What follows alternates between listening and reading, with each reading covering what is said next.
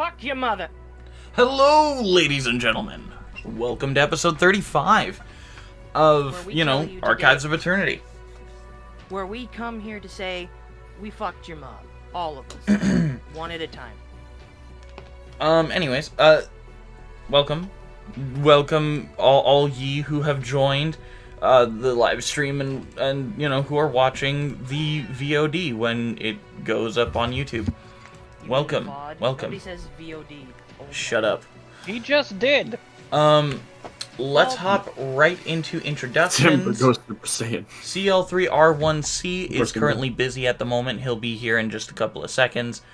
Or just a couple of minutes, probably. Bro uses the summon scroll and is doing his fiance. Yeah, that.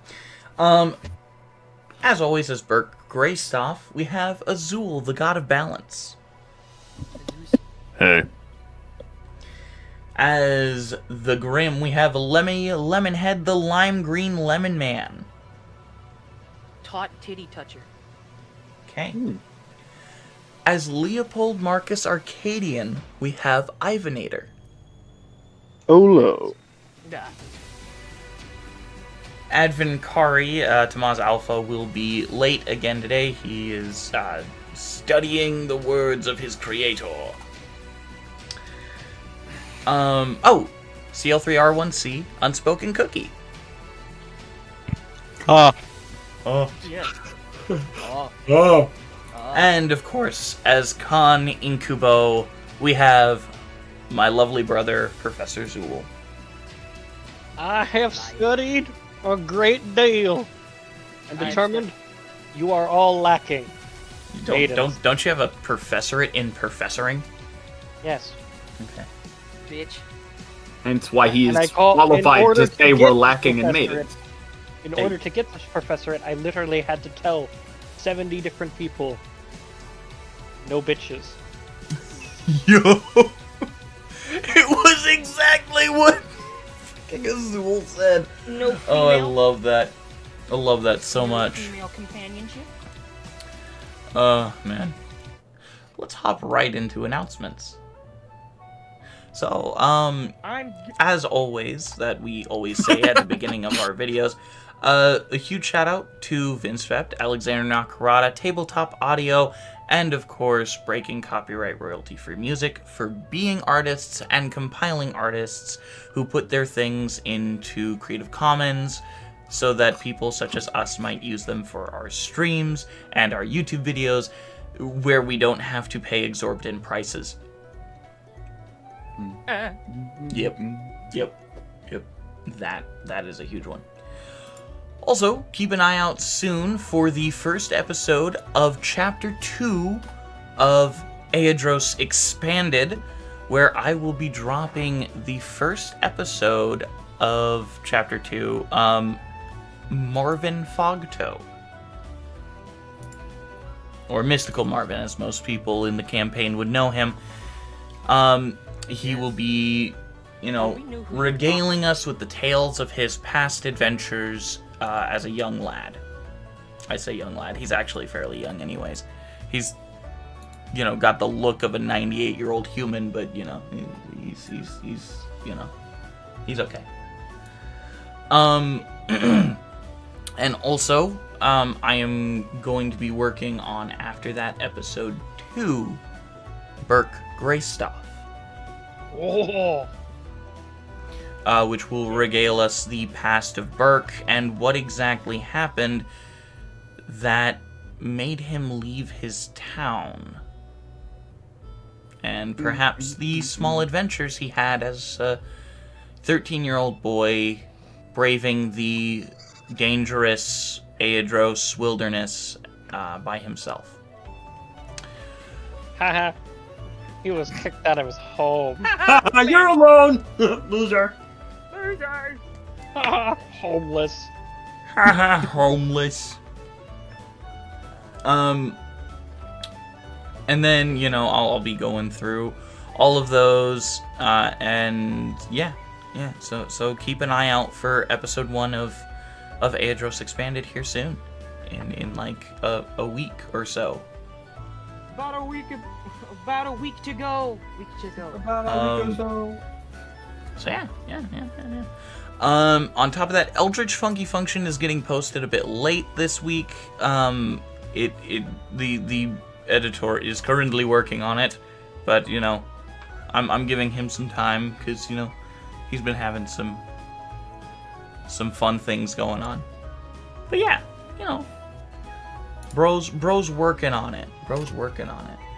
Also, as always, if you want to support us a little bit more, please feel free to like, share, or comment. You know, the algorithm really likes that kind of stuff. Feel free to interact with us in chat if you're, you know, here on Twitch. I really appreciate you guys, you know, just kind of mentioning things here and there in chat. I'll sometimes type in there. So feel free to just pop in, say hi, how's it going? And if you're feeling generous, underneath the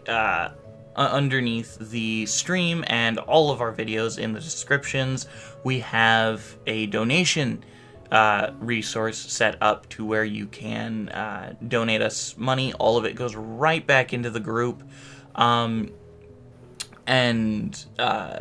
yeah, it's there to get us better equipment, so better sound treating, you know, all that stuff, so that we can better use our resources and give you a better viewing experience. Hint, hint, nudge, nudge, gun, gun, in face, give mun. Fair. Mun. Also, we are super close to reaching 40 followers. We are at 32 here on Twitch. That's right, we are super duper close to reaching 40 followers, where we will put out a poll on both here, on both my Instagram and our official Goofy Bird website with the X's on its face, also known as Twitter and X. If you just call it the dead bird and the dead bird. It's the dead bird. But yeah, we call it dinner. We will be putting out a poll on there to with a few designs, with a few design pictures, and whichever one wins will be the design we use on our first piece, our first piece of merchandise, which will be shirts. And although, you know, in hindsight, it would make more sense if we had merchant dice. Merchant dice. Shut the fuck up and die. I mean, I do hope to eventually get dice sets like made and stuff. That would be a lot of fun. Also, idea. Yes.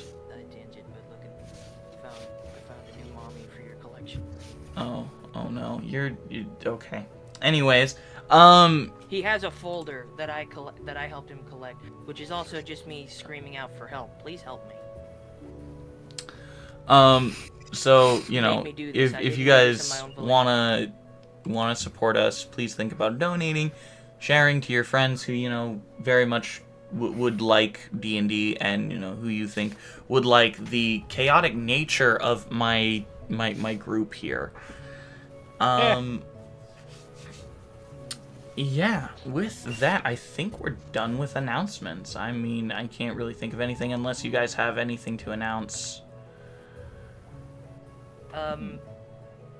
Cul-de-sac, ball sack. There's a correlation there somewhere. Okay. Alright. I guess with that, let's jump right into episode 35 of the Archives of Eternity. We're in the middle of our midlife crisis. You keep saying that. Well, I mean, it's true. None of us have reached midlife. All of us have reached midlife. I'm 38. Burke's like 36. I've reached at the beginning of my life. Advent's at his late life crisis. He's 600. Yep. And Khan, well, I guess technically you're still like a teenager. He's in his 400s. I thought he was only like 100. You know, it only determines where the middle of your life is if you die at a certain point. Yeah, and if we're talking technically speaking for cleric will never have a midlife crisis, ever. Because midlife typically refers to when your lifespan has reached the middle. Dude, I'd have a crisis if my life was mid too. Anyways. anyways. More. Bruh. Shut up. Yo. I mean, in theory, stalkers don't die. That's messed up. Well, technically, stalkers are already dead. Yep. Well, I mean, All right. So where we left off, the group, having snuck into Zezeran's abode once more to discover a little more evidence to throw some dirt on that name of his, broke in, found quite a bit more evidence, including evidence of him being the one to create several therianthropes that he himself has hunted, along with killing high-class adventurers and a couple of contractors union individuals. In the scuffle that followed the revealing of this evidence, the group knocked out Zezeran, the fallen avatar of Makulva, taking from him Makulva's blade, known as Vertebreaker. Tis mine. In this... Yes? We did also turned him into a Yes. Khan poured a vial of therianthrope blood down his throat. I didn't realize you did that. Cursed him with therianthropy. That's hilarious. We essentially date raped him. Hey, Well, yo? date rape drinked him. Yo, anyways. Somebody beat Dude. that. Dude, we didn't even... What the hell, man? Sorry. So, anyways. I really need to think. Having knocked out... Yes. Having knocked out Zezeran and turning him into a therianthrope himself, he has now become the very thing he hated. Poetic justice. After this, you guys took some time to identify some things and learn a bit about the various bags that you have found. The bag of holding and the pouch of holding that Advinkari had acquired. Discovering in the bag of holding that was on Zezeran a bunch of shattered, tattered armor, a few magical weapons here and there, and just a plethora of worthless items to you guys. In Advinkari's pouch of holding, however, it had in it a few hundred gold of spell components and a couple of high-valued crystals. Gems. Rope? Bombs. Having figured out these certain things, the group, Burke, while the group was figuring this out, went off on his own to go speak with the mysterious artificer that was at the northern end of the village. And I was so the only one to witness. Watch on the stream. He went to go speak with him. It turning out to be Connie, an old childhood friend of his, who hasn't seemed to have aged a day. Burke had a conversation with him in Connie's lab, and the house. Oh, Howdy. Tomas, hello. Howdy. You came just in time. We just finished the recap. Oh, beautiful, beautiful. Well, hello, everyone. I'm Tomas Alpha. Can't wait for another drug-free hallucination. Stop with the catch for it. It's good. It's a good Let him catchphrase. Let him have It's it. a really good one. Let him have I'm keeping it. You will never let me. I will never get rid of it. Let me. I mean, if I start editing, I could just cut you out entirely. That would do not give that would be permissions. very detrimental to the story, and I would never give permissions to that. But you would. I mean, you wouldn't know. I just start crying if I never saw it. Just. Anyways, yeah. As we begin, Advin, you've just acquired your pouch of holding once more, full of your various spell components, along with the few 100 gold gems that you have in there. The house is quiet until a woman walks out of it, groggy, sleepy. What is all the noise? As she opens her eyes and sees Zezarand in shackles. What is going on? Khan's still contemplating whether or not to cut off his hands. I see him contemplating, and I'm just like, don't. I am contemplating. I'm gonna be totally honest with you. I have no idea what's happening.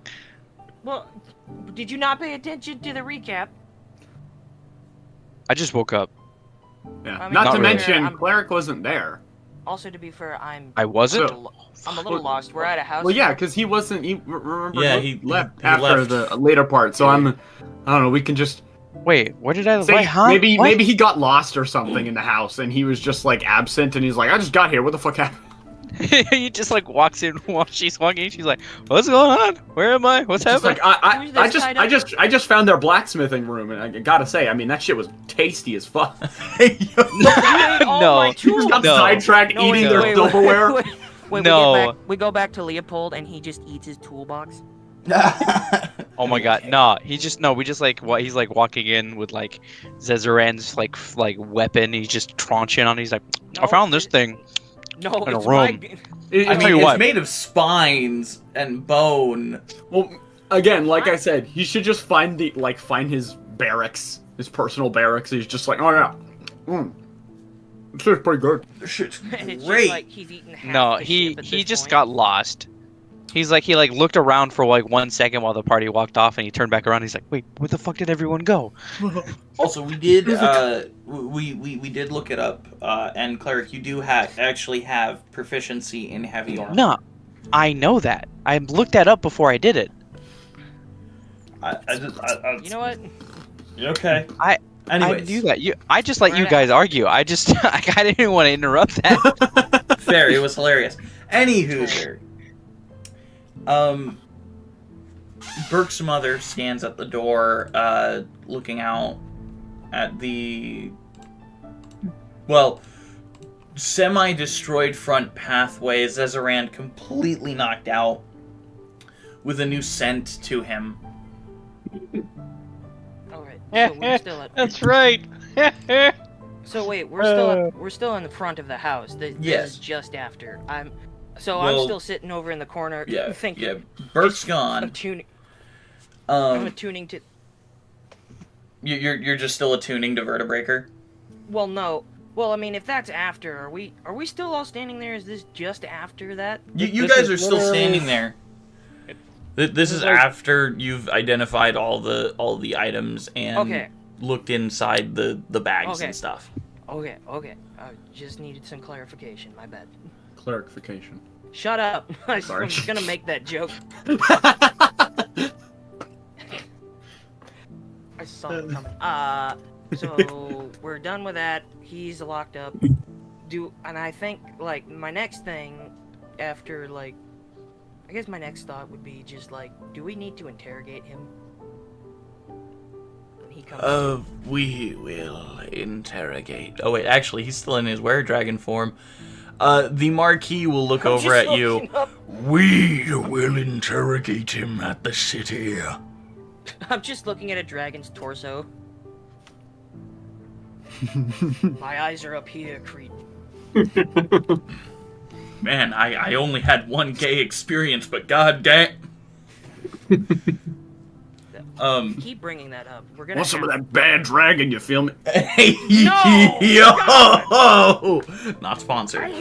You know what's worse? I know what that is. I think everyone here knows what that is. Everyone knows what is? Bad dragon. No, Oh, don't God. tell Okay, him. Don't. He knows what it is. Also, if there's anyone here that doesn't know what it is, don't look it up. Just don't. Do not look it up. Save Unless yourself the trauma. Unless you go on Reddit, you'll find out eventually. Anyways, so Burke's mom is sitting there in the front of the abode. If you look up bad dragon, it'll give you free Robux. No. Anyways. No. Why am I the one defending, like, the crazy actions? Or not defending, trying to do damage control?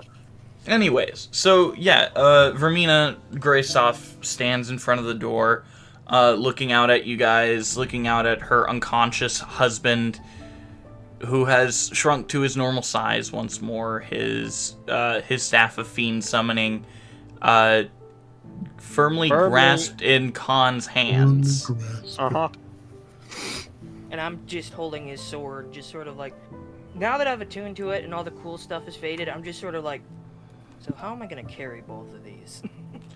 Oh wait, yeah. So as you're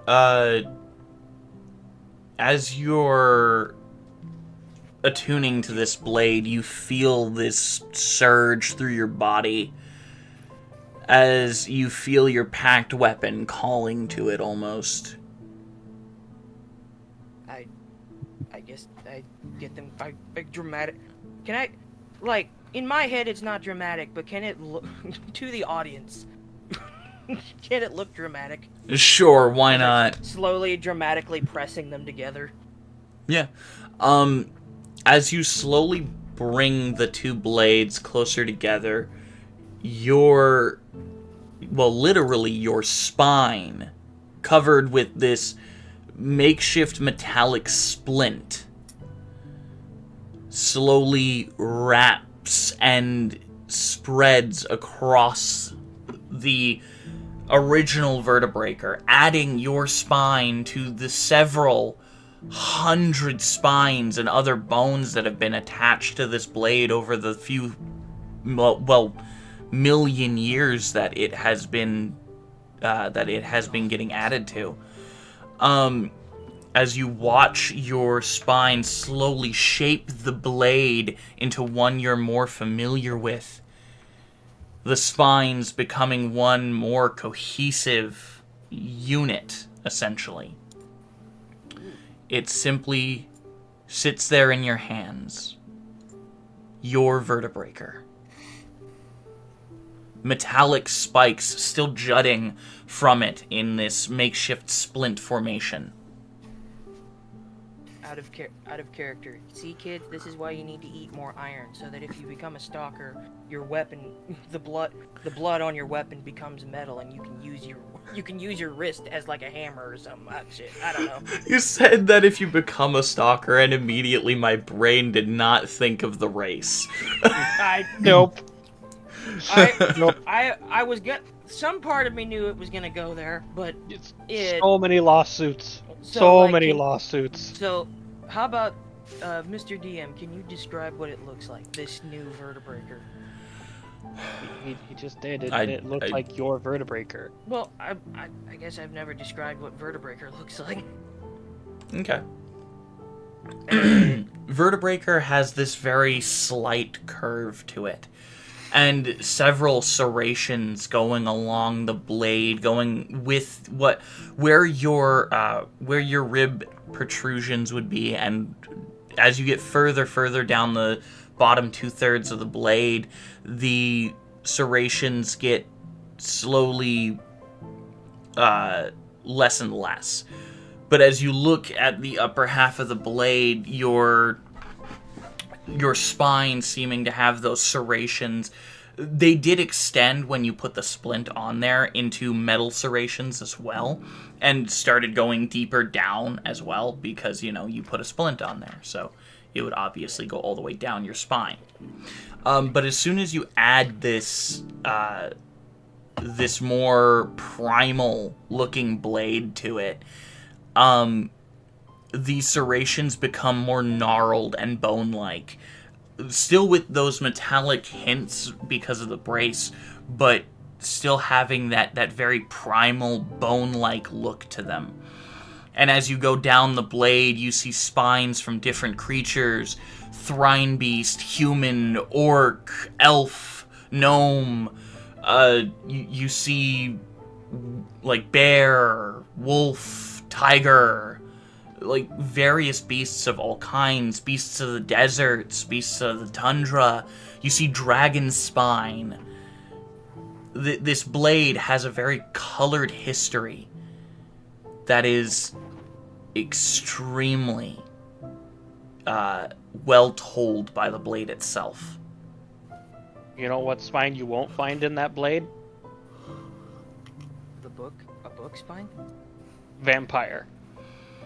Probably not, actually.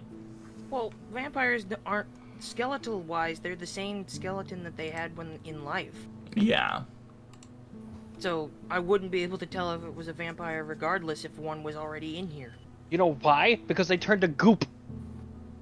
There's They that turned too. to ash. Well, that doesn't... I don't see what that has to do with anything, but okay. It's just a point of saying that vampires don't have bones when they're dead. Right, fair enough. Boneless jungle ham. I'm just gonna give it a once look over. Okay. To everyone, or at least to the audience, this is what you see, audience.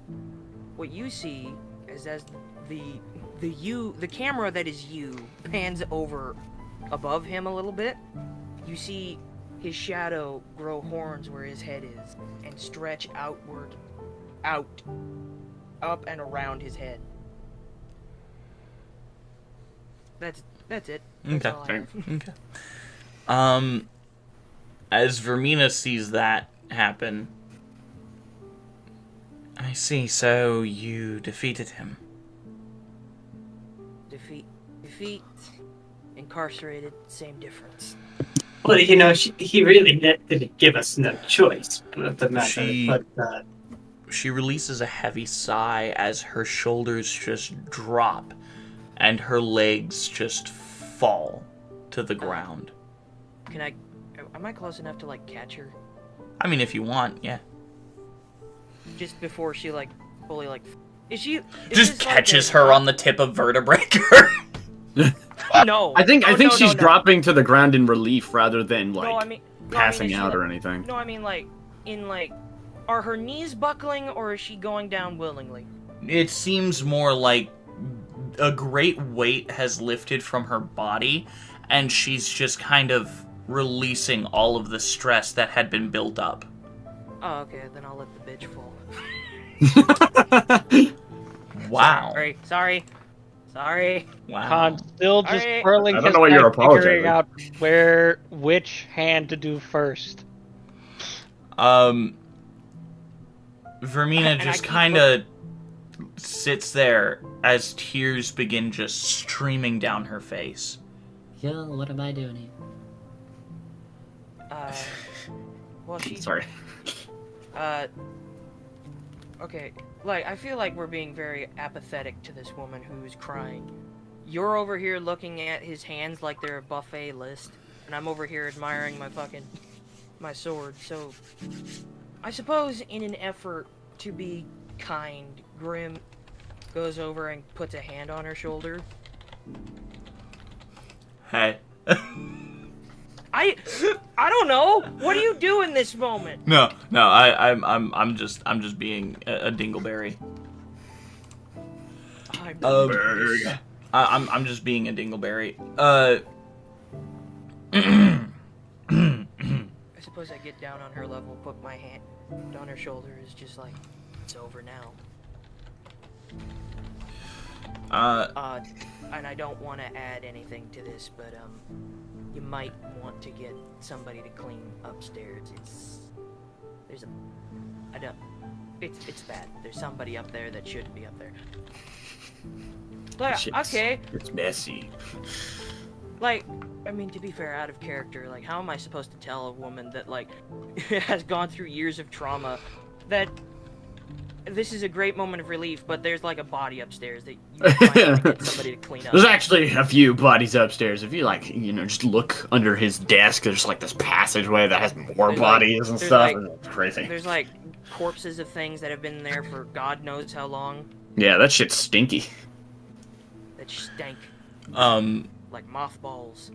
You do notice that as her eyes meet with that of the Marquis, her face just falls even further.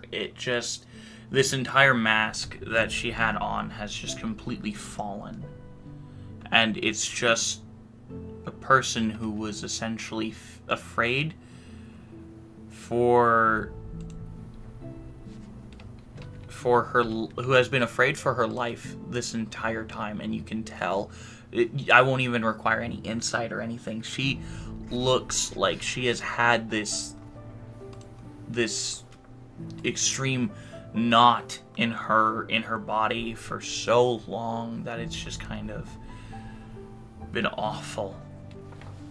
DM, which hand was he wielding the sword with as his primary hand? He's still focusing with his hands. Man, that was his left no hand. empathy. I take off his left hand. Before he does before that, you do that, Leandros will grab your hands. Leandros, And he takes yours up. Leandros, he's a thief. He has to leave him alone. But Leandros, if you harm him, he might awaken. And we've already, and it was bad enough trying to put him out the first time. And I don't have sleep prepared. Even then, I don't even think it would work. He's the type to really resist magic. So for the good of all of us, please keep his hand where it is. Just one hand. No. No. Leave it alone, Incubo. We're just like over here trying to scold a dog. No, bad. No, we're poor. That one. He's just like, dog eating just, money. Just the one master. No. No. Well, suck. As I will fly into a tree or something. Okay. I flap my wings edgily. Okay. So you fly into a tree. Me. Alright. Okay, so as I'm doing this, I look up to the Marquis, who I suppose is he still a dragon or is he fully like reverted? He is in his were-dragon form. Regarding this interrogation, I might have some experience. Would you need a hand? No. We will conduct it ourselves. Very well then. I will punish him personally if he is given the death sentence, which it will not be hard. Can you send me his left hand then? What is it with you in hand? Why not? And why are you... And also... And then, as he says that, I'm just like, well, that settles that then. Now, while we all clean this up, I have the matter of a contract. The matter of this contract to figure out. Mr. Marquis, if I could have a sample of your blood, I would love to study it. Okay, Why? okay, that's somehow... Okay, no, hold I on. am a person in an endeavor to find a cure in the curse of lycanthropy, not the natural born type, just to give an option to freely give lycanthropes an option to live the life how they want. No, that's Mine was technically a blessing. Either or, any samples I can get from lycanthropes and fairy-anthropes would be much needed in my endeavor. Alright. I can lend a bit. He will take one of his extremely spine-like claws, rake it across his palm, and just kind of hold out his hand. I just grabbed like a little vial, like an empty like healing potion vial that I cleaned out, like. And he will he will slowly begin to drip it into the vial. Okay, so out of character, somehow him I know like the intention of it is like noble, but like the way he said it is weirder than Khan wanting a hand. You want his hand? That's gross. I just want this dragon man. Mr. Dragon Man, can I have some of your blood? Like, it's not. I get the intention. Khan, it'd be more of a normal thing. Well, no. The thing is that it's not the intentions I'm questioning. It's just like the very the strange way you brought that up. There was no awkwardness in what it was. You had that question prepared. There is no stutter. Just, can I have some blood? No stutter. Listen, I need some of your bone I need some of your bone iron. Around this time, an auto cart, as they're called here in Burstead, would be, well, I guess it's an auto carriage, would be moving its way back to the estate. You would hear the very loud from it. I got a name. I got a name for him. Auto Steed. It's an auto carriage. It's not the horse, it's the carriage. Well, what carries the carriage, you dingbat? The steed. If it was a horse... If it were more like a motorcycle, then it would be like an auto steed. Fine. No, I get it. You're immune to my genius, and that's fine. Anyways, as you're... Like 3 points of mental damage. I mean, like, I'm getting close to there, man. Like, as you're looking at the approaching auto carriage, Fonteris sitting on it, kind of driving it. He's got his goggles on. You know, he's just moving it along and whatnot. Like it's old man Jenkins and his jalopy. And as he pulls into the driveway, he stops. And Burke, do you want to walk out or? I'm situating shit. Okay. Then, in that case... I think everything here is done. Let's head back to the inn, clean up our shit, and, well, by the time we finish that, Burke should be done with what he's dealing with. Okay. Cleric, where are you right now? Question, does this place have, like, a lower dungeon area? Pretty much the only lower dungeon area that you've been able to find was the hidey hole underneath the desk. Okay, in the study. Do they have a big garden in the back or somewhere? Oh yeah, they have a huge garden in the back. He is lost in the garden. Fair. He is like looking around. He's like, wait, how the fuck did I get here? And he's looking around. He's just stuck in like a corn maze. Got the freaking Willem Dafoe fearful face. He's just like looking around, like he's stuck in not a corn maze, but just like they're like a hedge maze or whatever. Mm-hmm. Do they have a hedge maze? They would most likely have a hedge maze. Well, Yeah. Yeah. So he's stuck in the maze. He is stuck in the maze. He's like, how the fuck? What? Grim, where the hell is Cleric? Where the... we passed that Boca de Pepe, then we lost him, I think around then. Ah, god damn it. We just passed... The air. On the bright side, while we were on the way here in the carriage, I saw another Muffin Man. Which, I mean... It's just a chain restaurant at this point. No, or a chain bakery. It's a Starbucks. The Muffin Man.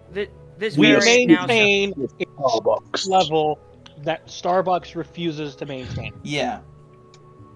Yes, the Muffin Man has coffee. a level of quality that no other coffee shop could, or no other bakery / coffee shop could ever attain. You know, like, they've upgraded just from, like, when I was growing up, they were just a bakery, but now they have coffee, and then they've got, like, these cool, like, coffee mix-up drinks. They also got, like, happy hour on weekends. Yeah. Those are pretty popular. While we're looking for Cleric, you want to go get a donut? If you get me the donut, I will pay you back. I fly straight up. Okay, you fly straight up? And to where I can see, like, the whole estate, and then just kind of look for Cleric. Make a perception check. My buddy's gonna give me the help action. I was gonna say at disadvantage because of how high up you are, but roll it straight.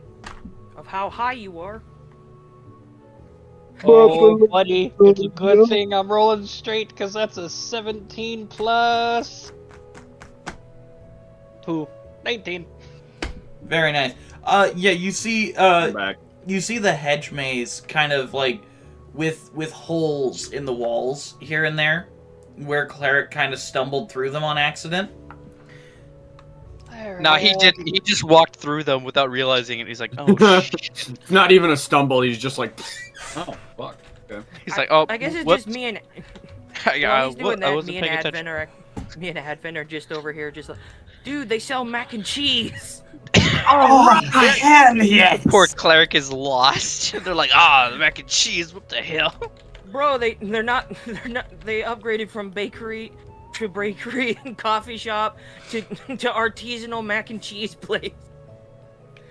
You people are Little do crazy. you know, it's baked into They got the a bread. banana bread. They got banana bread, apple bread, zucchini bread. Got bread on deck, Oh, bread yeah. on the floor, They have- roasted, toasted. They have meatloaf bread. Banana This is turning bread into on an bread winners. adventure. It's Hell turning yeah. into breadwinners all of a sudden. I don't remember if you remember that Nickelodeon show. Yeah, the weird Breadwinners. ducks. Alright, let's get back on track. Banana bread on an adventure, bro. Adventure, bro? Hell yeah. Dude.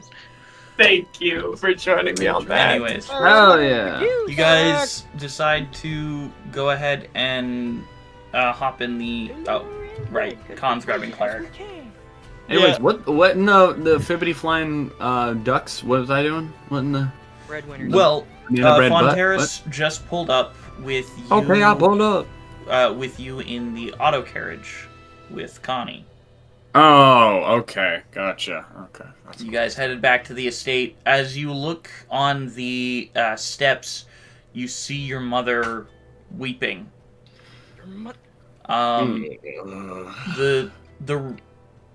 The rigidness of her form not as well rigid. Her form isn't as rigid as it was previously. The fear that she seemed to always carry with her is almost gone, is what it looks like.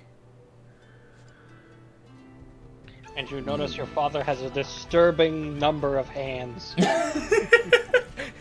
He has his normal 2 hands. That's too That's many. disturbing. That's too many. Anyways, Get rid of them. get rid of both of them. Listen, if you told cleric to get rid of him, he would just rip them off. Don't. Well, I kind of like. No, I'm not saying one. he's gonna, but I mean like if you were to like would. task him with removing the hands, that's what he would do. Unless, of course, he was eating a fruit salad with a side of egg, like a Yummy, normal person. yummy. What the hell? Okay. You don't remember the beginning of last episode? Fruit No. salad with a side of eggs and bacon. Oh, you're not real. You know, Oh no, I he's probably back on the shouldn't- tangent. You should have said. Anyways, I'm realizing that now. Thank you. so you You're not guys, the real Grim. so you guys, You're a fake. Sorry.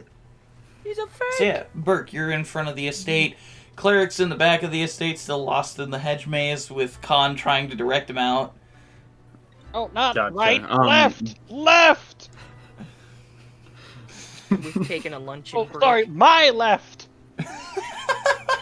And then where's You know and what? then Screw the other this. You two just are start at the walking in the bakery. direction of the entrance, just going through the maze.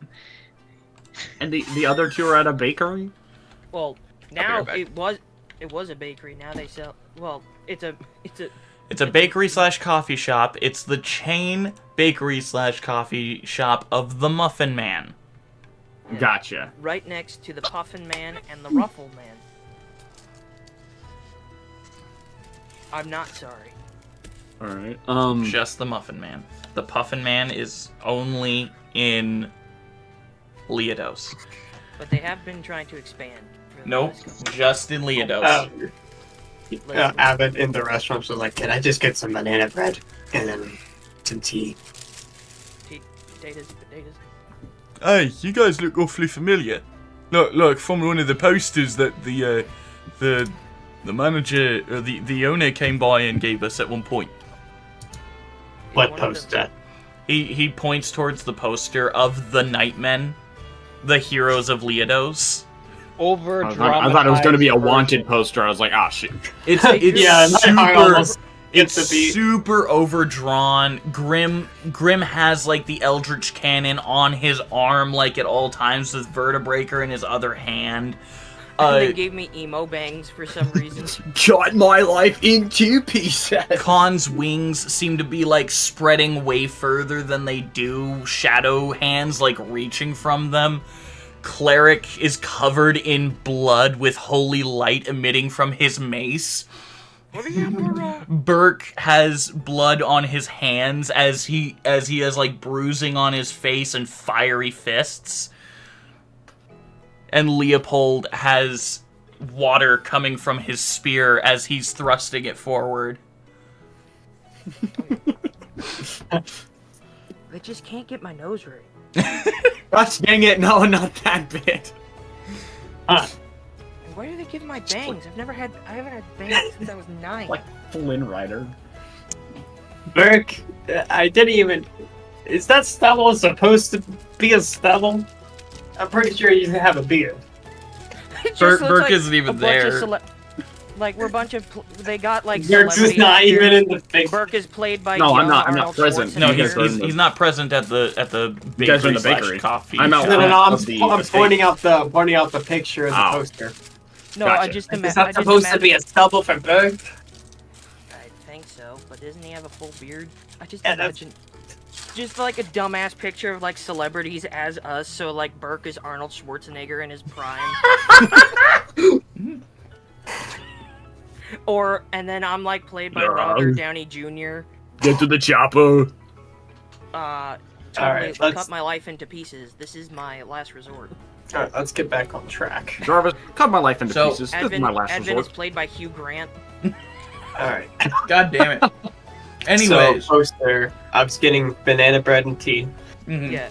I'm getting coffee black and just a 12-pack of donuts. Yeah. Yeah, you get a dozen donuts. All of them with various forms of glaze, chocolate, like original. You just get an array of donuts. Do I find one that's just shaped like an egg? Because somebody's in on the Sure. joke. You get an egg donut. It's like almost like a cake pop or something. Or it's a donut hole. It's just shaped like an egg. Yeah. I prefer the donut hole shaped like an egg. That's what I was imagining. I'll take. Anyway, moving on. You get a donut hole We made shaped it an like egg because it spawns flavor. Well, okay. I guess while that's going on, meanwhile in the, I guess, would you call them auto carts? It is an auto carriage. Auto carriage? I think auto steed would have been better. Well, there isn't really a steed. If it Exactly. were an actual, I would like a motorcycle. I would call that an auto steed because that actually feels more like one. But that's a carriage specifically. Exactly what we said. I'm stealing that now. Well, no, it was your thing Yeah. to begin with. You said auto steed. You don't have to steal your own Copyright shit. TM, you can't take shit. It's too late. The motorcycles in my world are now called auto steeds. Well, I mean, it's a name I already came up with, so... Yeah. You know what? This is stupid. Let's move on. Let's move on. Alright. So in the auto cart, Burke, having seen out the window his mother in front of the estate, Your mother? kind of face palms a little bit, just kind of not wanting to deal with that at all. Well, Connie kind of puts a hand on his shoulder, kind of urging him to go out there. She's changed a lot, you know. She's not exactly the same person as when you left. Yeah, I know.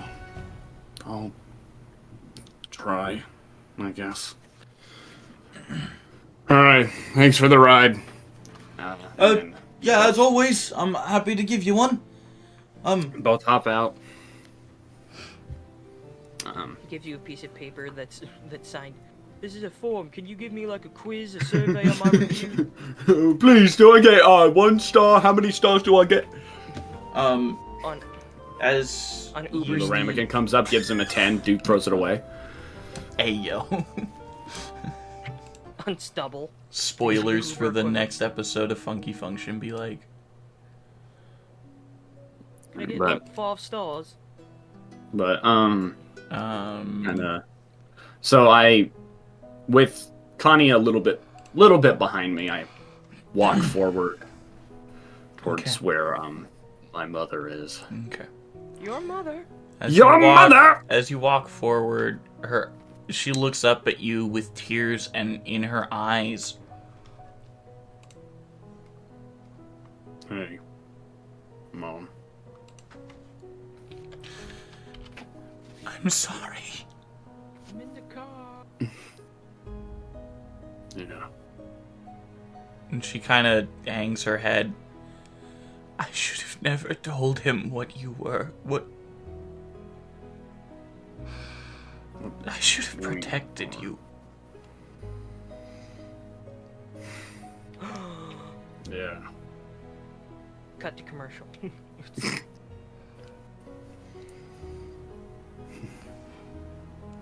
Kind of, I guess, kind of drops down, like sits down, kind of in front of her.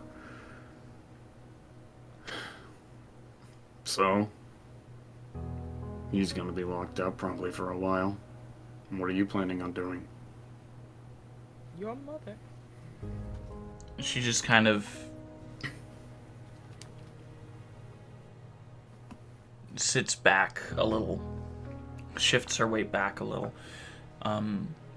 as she looks at you. I have a responsibility here. And I'll take it. Take it, shit. I have to rebuild it. I have to do exactly the opposite of what he was. And make sure no one... What was that, Burke? I said at least that's a start. I know you won't forgive me. I am beyond that because of what I did. Because of everything I did. I was not a mother to you.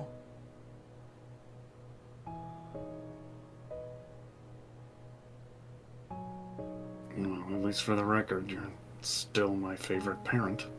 I guess that's something. Fucking ow, dude. Her eyes well up with tears again as she stands on both of her feet, and her form very elegantly shifts.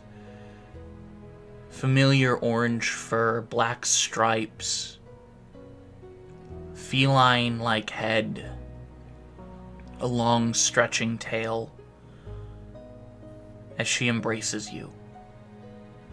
Mm. I'm so sorry. Kind of like awkwardly pat back, I guess. I am so sorry, my beloved cub.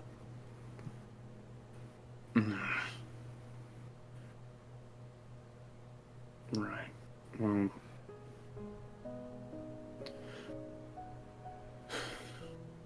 like you said, I don't know if I'm gonna forgive you for all that you've done, but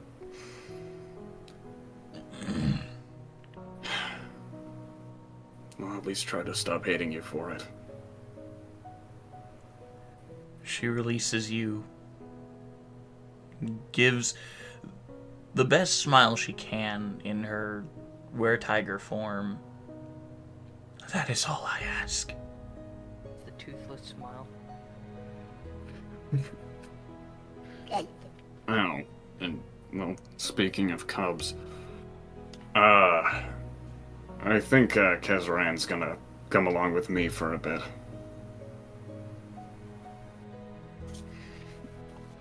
She gives you a look of understanding. That would probably be best. Besides, it can give you time to sort of reshape the town a little bit. And I think it's about time he gets to know his big brother.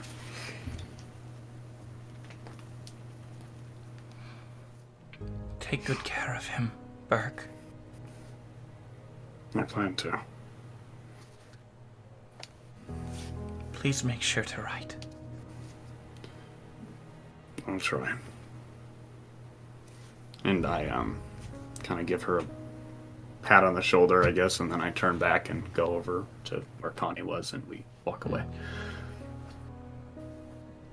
As you try to write her, it's the SpongeBob. The.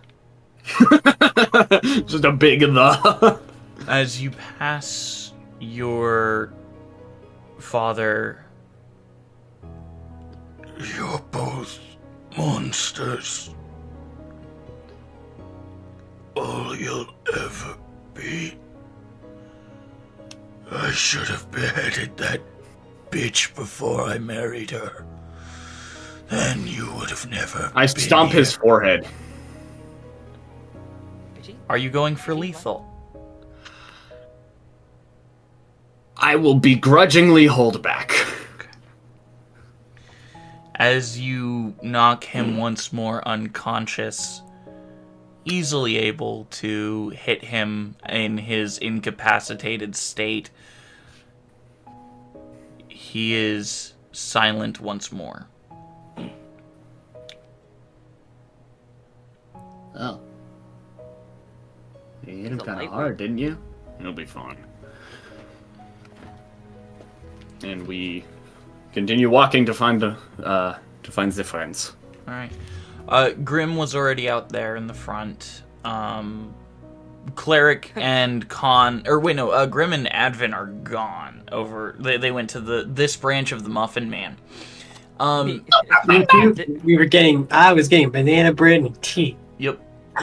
Cleric and Khan would be coming around the front of to the front of the mansion by the time you just kind of stomped on Kezarand. Or on Zezarand. Sorry, not Kezarand. Kezarand's all I am at. You've done this to yourself. On you, DM, for making all the names sound familiar. Well, okay, that one was on purpose, though.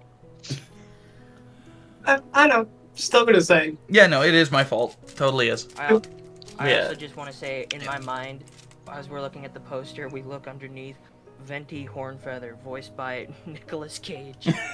I'll take that. I'd be happy with that. God damn it. Why? Well, you're laughing, ain't you? Hey, fellas. Alright. So, to find the national treasure. So, Burke, Connie, Con, and Grim, Cleric would be in the auto carriage. Would you guys like to go where your other two friends went? Yeah. Cleric taking bits of leaves out of his mouth and creases and branches. He's like, yeah, that sounds great. Alright. Well, hold on to your butts. Puts on his goggles. Burke, if you would describe for Con and Cleric the figure sitting next to you. Okay, so the figure sitting next to me has a sort of he's a little bit shorter than Burke is. He stands about like, I don't know, it's like maybe 5'8". And he has this bluish gray skin with when you look at a sidewalk and you see those sparkly bits. Yeah. He's kind of got that going on with his skin in the sort of bluish gray. He's a vampire. No, it's not Twilight. No. I'm the vampire.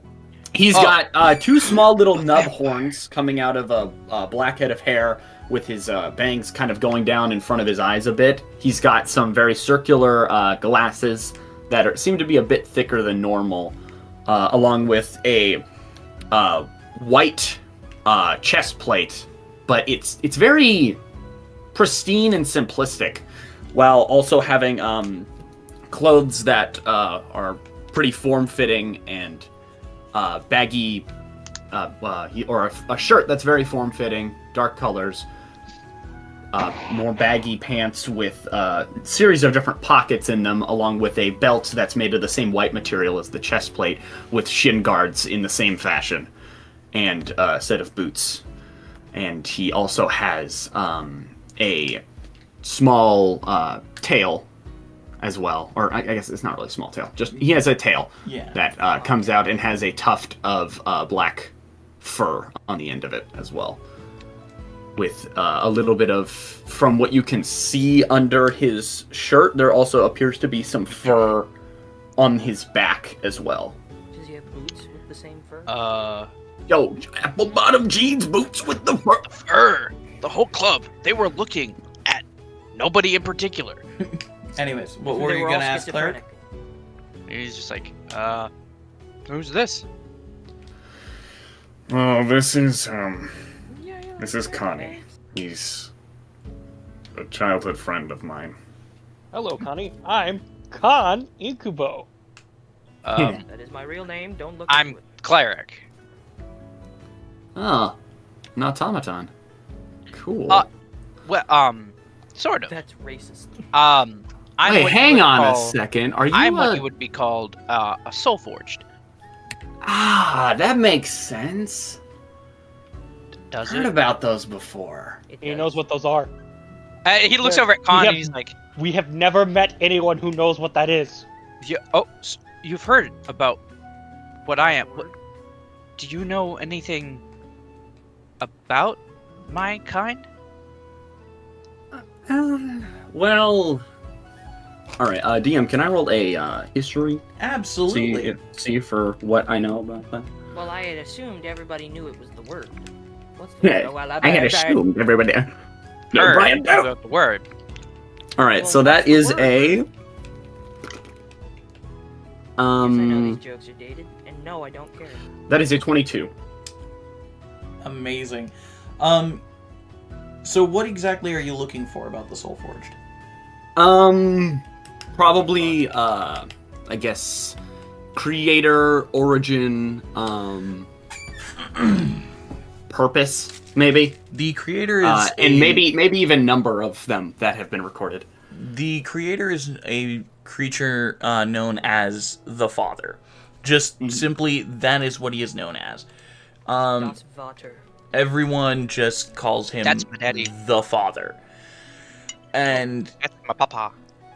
And as you're thinking about it, their purpose was originally meant to bring to life his imaginings and the fact that, you know, he himself could not have children, so he wanted to have children of his own. And in combining certain types of magics and divine interventions, he was able to bind new souls and create new souls to automatons. And as far as you know, recorded, there are only about 9. Oh, right, okay. So, will Cleric be among the 9 recorded? Yes. Got it. So, as far as I remember, there's about, I think around 9 recorded of Soulforge, created by a man known as the Father. Oh, my dad. Yeah. The more this guy starts revealing, the more anxious Khan gets. Why? Oh, sorry. There are 12 recorded. Sorry. Wait. Oh no, I forgot about those ones. I think there's actually around 12. Think about it, Grim. Yeah. Starts counting on his fingers. I can't hear you. So I have, I have 11 brothers and sisters. I thought you already knew that. No, I know. Wait, Grim, when did you get here? Oh, I just appear behind you. I'm just pitching you already knew that. Wait a minute. Where did you come from? Where am I? It's just the scene in from Brooklyn. In counting that cleric, you would notice that artificer is not among those numbers. Oh, wait a minute. You see, does it read? Wait a minute. Some name Brian. Is it? No, I would have 12 brothers and sisters, not including me. You're missing someone. Am I? Oh, well, that's possible. I've only really seen snippets here and there. Wait, you've seen my... Have you met any of my siblings? Well, not really directly. I've just kind of been passing travels. I've seen them before and heard about them. You know, sometimes things like that. Where exactly? I don't exactly remember. I'm not exactly the best with directions, so it kind of runs all together a little bit. Okay. Damn. He just kind of sighs and he pulls out a fork and crunches on it. Khan knows exactly how to kill this guy now. Dump him in the desert. Bruh. Bro's just like, oh, where am I? No, wait. No, Are there any Mustards around? Wait.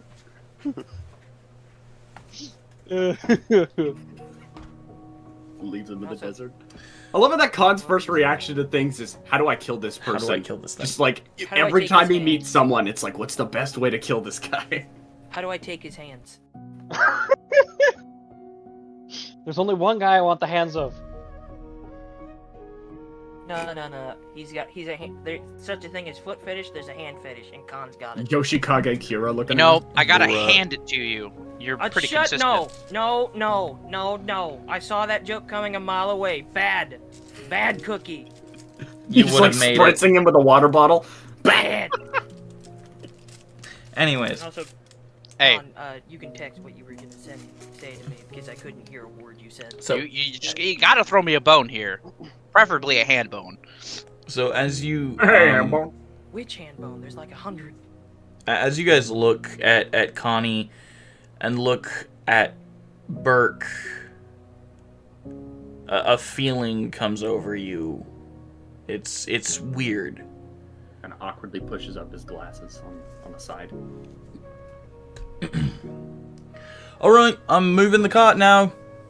And Fonteris will begin driving you guys over to the over to the Muffin Man. The chain of the Muffin Man. If it's the chain, it's a Muffin Man. Yeah. The original store is the Muffin Man. Yeah, the original store is in Leodos, where you can find the Muffin Man. The Muffin Man Muffin Top. And Grim, as yes, you're looking at the poster, you see the person who's playing Khan, hear Benedict the Cumberbatch. You know, auto carriage heading to a Muffin Man. Yeah. You guys would hear the auto carriage kind of pulling up outside as you're staring at the poster. It says cleric played by and I forgot his name. Played by Alexa. Played by Alexa. Also, I want to change mine. It's no longer Robert Downey Jr. I'm being played by Johnny Depp. Now you see cleric voiced by fucking James Spader. voiced by Windows Mac. Voiced by Christopher Sabat. I said James Spader because he voices Ultron. So. No, I mean. And Avangari, voiced by Seth Green. Windows Sam. Wait, okay. Anyways. Question: who did you say besides that before I said James Spader? What? Me? For cleric? No. DM. Oh, me? I was just moving along. Anyways, moving right along. Yeah, sorry. As you guys walk inside, you also see the very much like overdrawn picture of the Nightmen, kind of in the coffee / bakery of a Muffin Man. Wait, can Khan be sparkling? No. He is more covered in shadow than anything else. Also, Cleric, you notice that you're just covered. That on the poster you're just covered in blood with holy light emitting from your mace. And then Leopold's got a toolbox in one hand. That's a certain. Hold on a second. Does anyone have a pen? Yeah. I've got one right here. And Connie pulls out, like, out of his utility belt, holds you, hands you this thing that's very much looks like a Sharpie. Yeah, he just pulls it out, and you see he, like, starts... Like, you expect him to be like, you're like, oh, not a real depiction, but he just, like, changes the mace and kind of, like, makes it look more like a skull with a spine attached to it. Like, he ripped it out of someone. He just, like, stands back, and he goes, that's better. Dude, that's Crash. You're a good artist. Oh. Thanks. I've had about 300 years to master it. Who's Poindexter here? Huh? Oh, hi. I'm Connie. And he holds out a hand. I look at his hand, look back up at him, and just go, most folk call me Grim. And also, you don't want to touch my hand. Okay. I show him my hand, and it's covered in, like, black ichor mixed with blood at the moment, because I just got back from a fight. Oh, Which, by the way, for all of you... I just washed my hands. That's why they're wet. That's why they're wet. No other reason. No other reason. He kind of looks down at your hand and pushes up the side of his glasses, and I want to make a investigation check to see like what all is on his hand. Okay. Roll an investigation check. Damn, that was so close to a natural 20. So close. I got a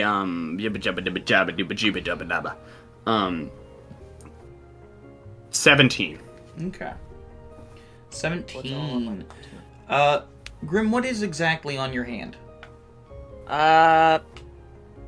What, like, the viscera on my hands?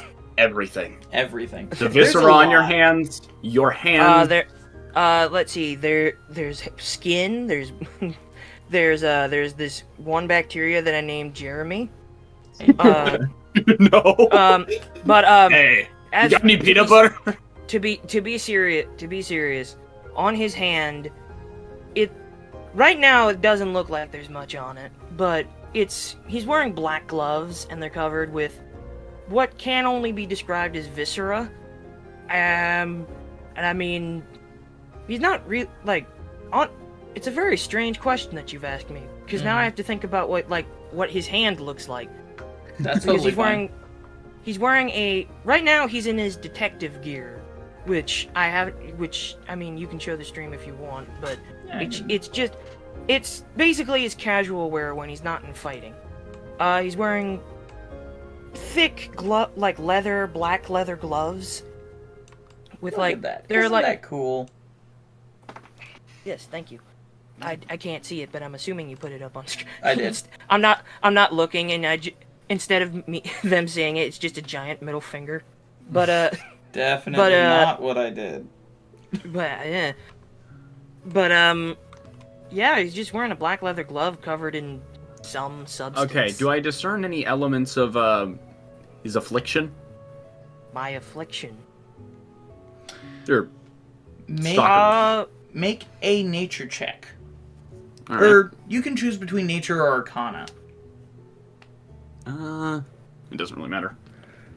Okay, that is a yeah, we'll go with nature because that's the thing you said first. Okay. That is a 21. You would know that yes, he is something of a corpse with living elements. Huh. He has died, but he is being kept alive by some other party. It's like your cells are breaking down, but rapidly being repaired at an You got all that by looking at my glove. incredible rate. Oh, sorry. The moment he mentions that, you see that Grim's hand turns into you see that the glove on Grim's hand pulls away, and you see bone. Mm-hmm. Oh. And then he got a good eye. Not most people don't notice that. And then as soon as it stops looking at it, he puts the glove back. It kind of slithers back onto his hand. Mm-hmm. Huh. What'd you say your name was again? Connie Romave. I put my hand out again. Eldon. And I shake his hand. Okay. Yeah, so you guys are just standing here in the middle of a muffin man, I guess. Muffin man! Yo, Grim. Have you guys tried their banana bread? It's fantastic. Oh, they've got banana bread? They've got banana yeah. bread, and they're trying this new thing called, that's like meat bread. Like, I think they call it like something like a, what's it called? Meatloaf. No, well they have that, but it's like the other thing. It's like wrapped with a like deep fried meat, like not chicken fried. It's like, what's it called? Sounds disgusting. No, it's called. No, I'm actually trying to think of the name now because it's. Haggis? No, it's Gordon Ramsay's favorite food. It's like what's it's fucking. Oh. Beef Wellington. Like, beef Wellington. Beef Wellington, I think they're calling it. Well, I mean, our owner is trying to accomplish that back at the main store, and if you're looking for the beef Wellington, it will be over there. Only for a limited time, mind you, at least at the moment, until he can master it. I'll be right back. Okay. I did taste some of the prototypes. They're okay. Okay. So yeah. Khan not so subtly mentioning that he is basically knows the owner. Yeah. Oh yeah, I had some of the prototypes before they came out. I'm basically a beta tester. Beta tester? The beta tester. I'm gonna approach are they still at the counter, or did they Yeah, they're still at the counter. Cleric is gonna kind of walk up. He goes, do you guys got any oh shoot, now I don't want to eat regular food anymore. Okay, I'm back. You got any fucking metal? You got any fucking zinc? Do you have any oh, damn, I really can't have regular food anymore. You can like see he's like looking. You can see he's looking at the food, and you can just see like look in his eyes, like a pained like look as much as his little robotic face can express. You can see he looks like he's in pain because he's like I can't. It's not the same anymore.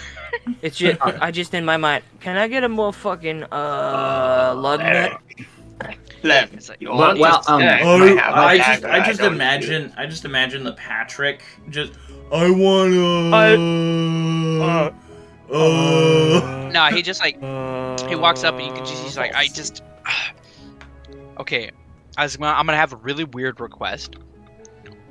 But do you have any soul forged alternatives? Dry Erland. I'm sorry. Do you have any Oh, sorry. So you know what a warforged is, right? No. I am a soul forged. It feels have like this is my going own nowhere fast. soul and a bunch of other stuff. I don't know if you could tell by the way I'm built. I am essentially a full-on living being. Although, sadly, for the past 300 years, I've been eating regular food. Turns out I should have been eating metal and various other things. But I've grown accustomed to how regular food is made. Kanye's kind of like raising his hand to Cleric in the background. He's like, hey, you just hear like a creaking noise as he turns over. Do you have any like a way to? I don't know. Any leftover spatulas? I have something for that. Just try ordering something, and I'll take it from there. He like kind of looks over at Connie and just look. It's just like, okay. Well, anyway, I guess I'll just What do you recommend? Well, I recommend the chocolate truffles. They're quite divine. I could also recommend the chocolate chip banana bread. Your friend over there just had a few pieces.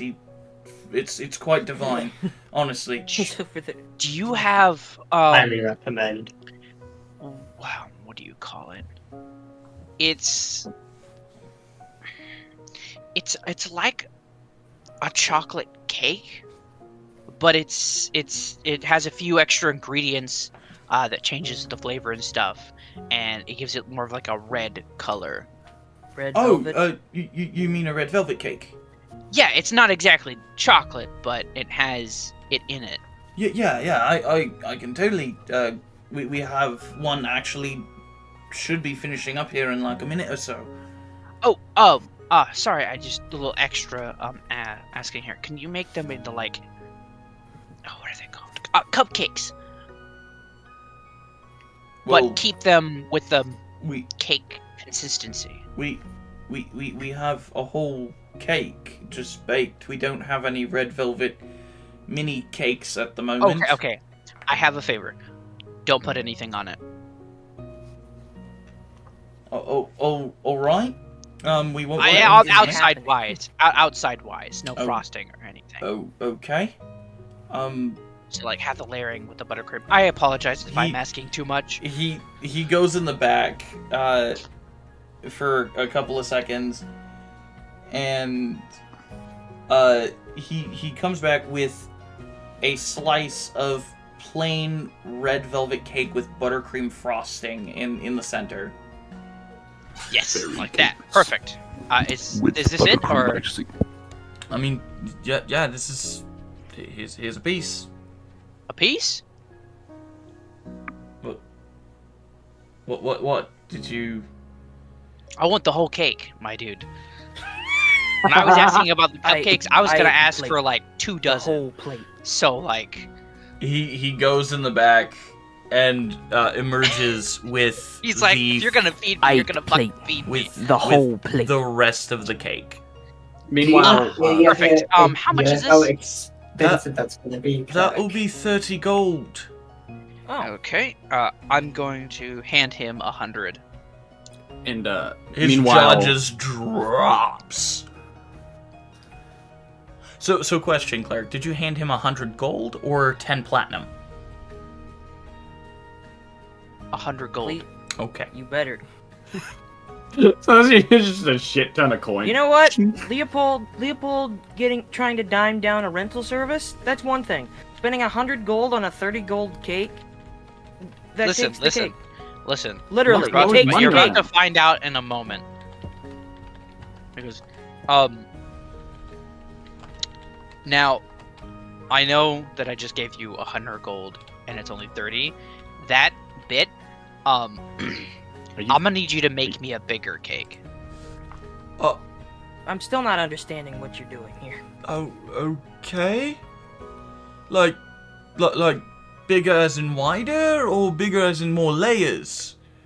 Bigger as wider and taller. Okay. I'm 170 gold red velvet cake coming up in 15 hours.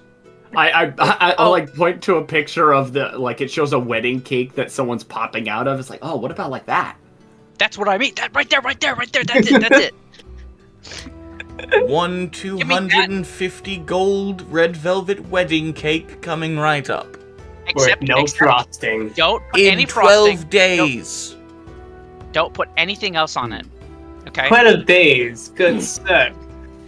12 days. I'm the only one working here. Okay. Fair enough, I have to do all enough. of the prep. I have to do all of the everything. This is. Oh, never mind then. My bad. Well, I mean, how long will it take if I help you? It might cut it down to 6. I can live with that. Again, Connor raises his hand a little bit, shaking We it. don't have time, Derek. We cannot waste 6 days here. I actually have a solution for that too. I have a question. I like he turns towards everyone else and he goes, "What do you mean?" We are on a mission. Yeah, We're leaving tonight, Cleric. But we don't have time for a you can see his wait. eyes like he just like does that like that. Oh shit! I didn't realize.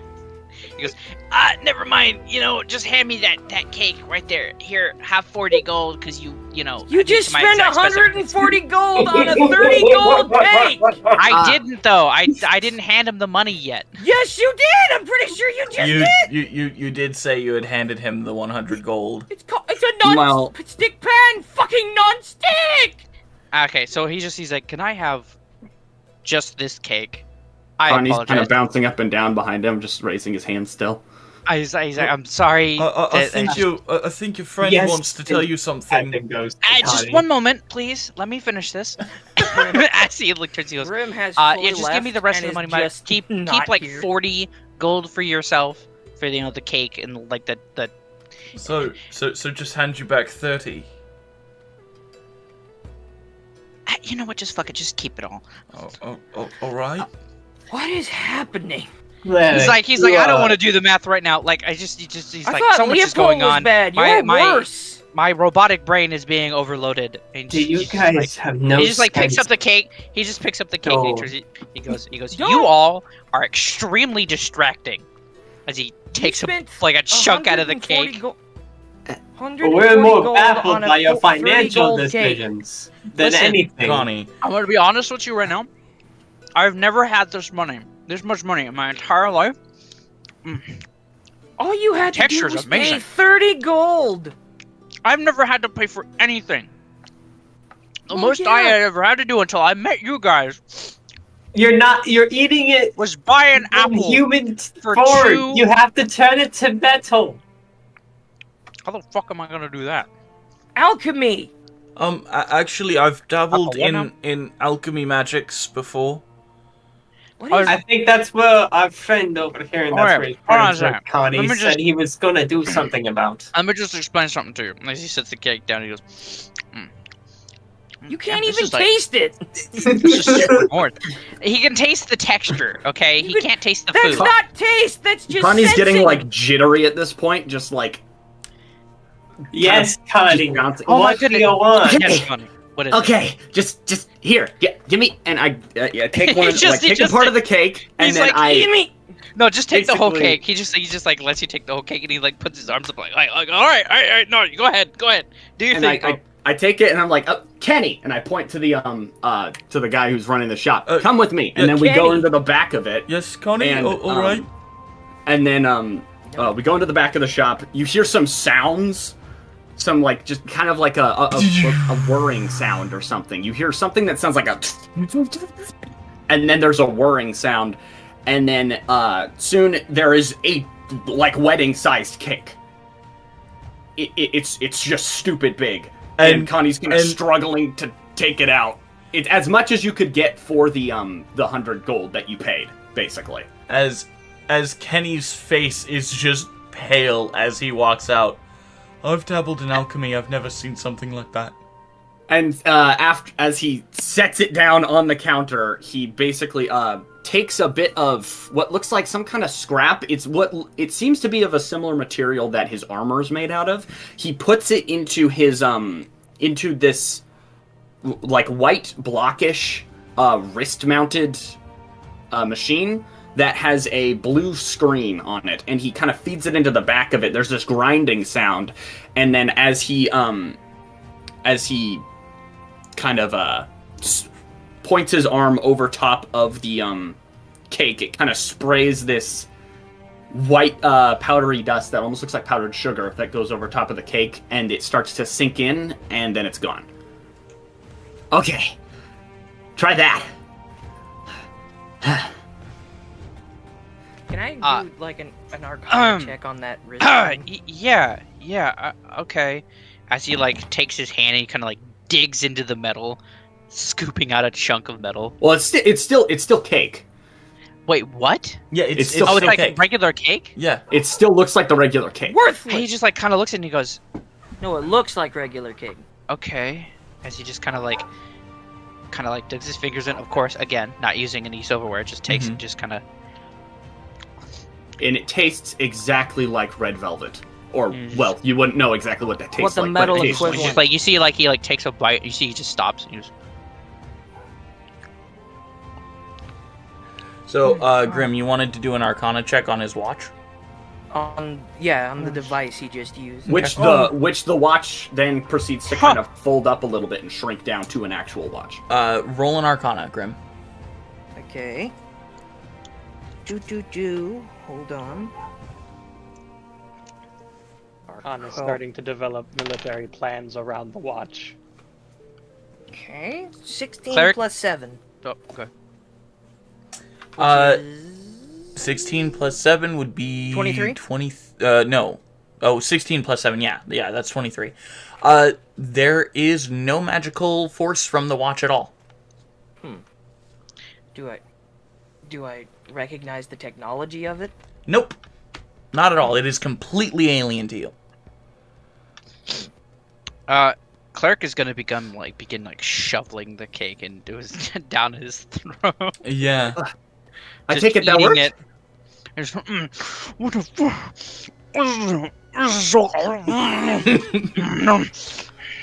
No, he's like shovels a bit. He's like, try it. He just like puts his hand towards your face.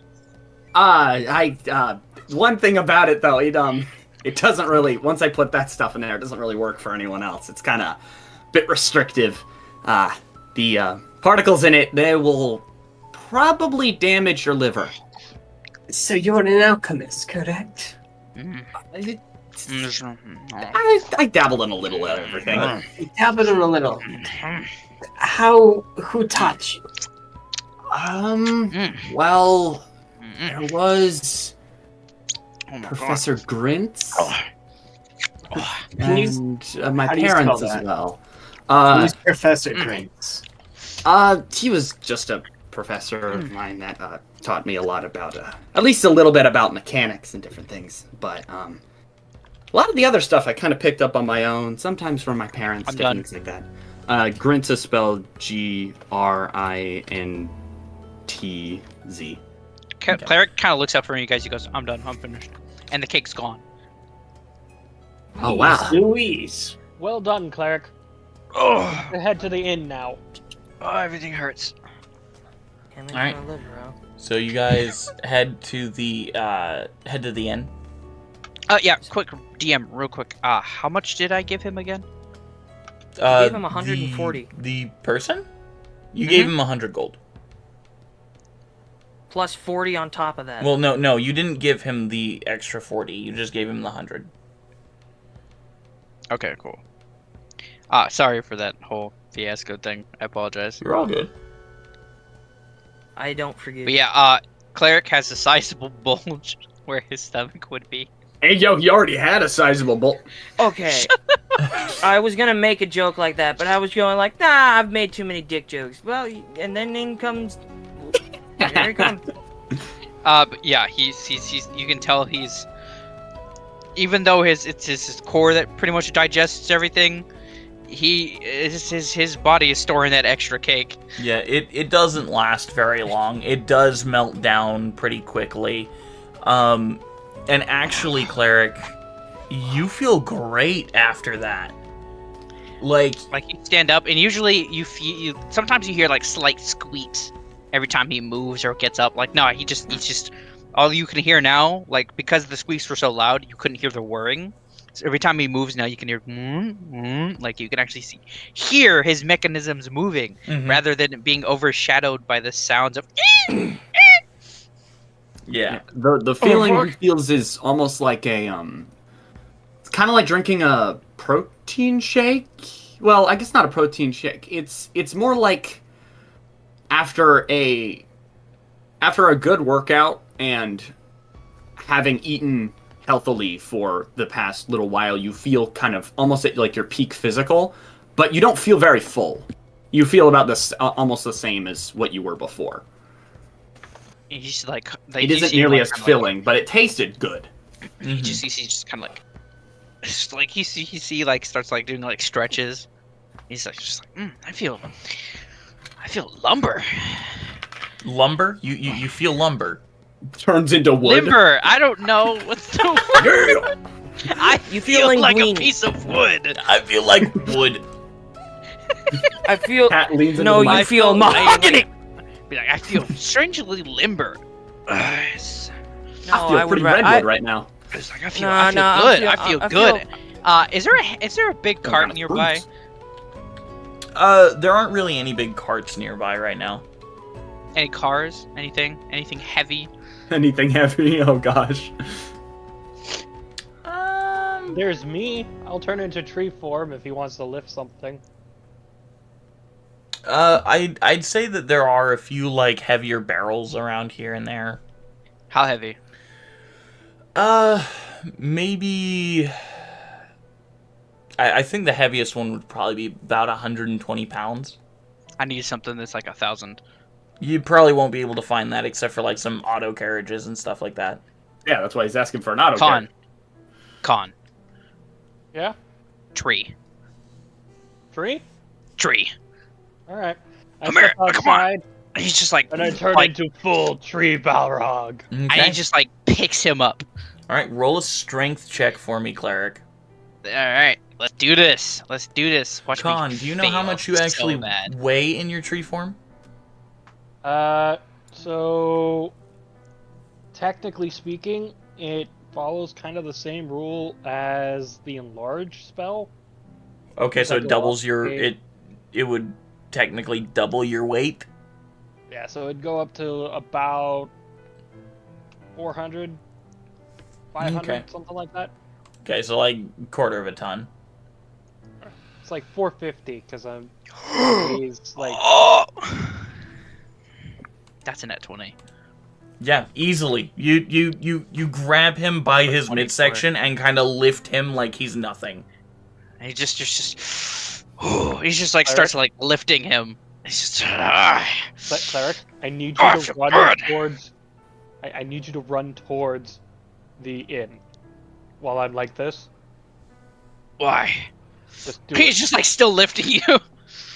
Just do it. Okay. All right. Full speed. Full speed. He just like his like feet bury into the ground as he like takes off.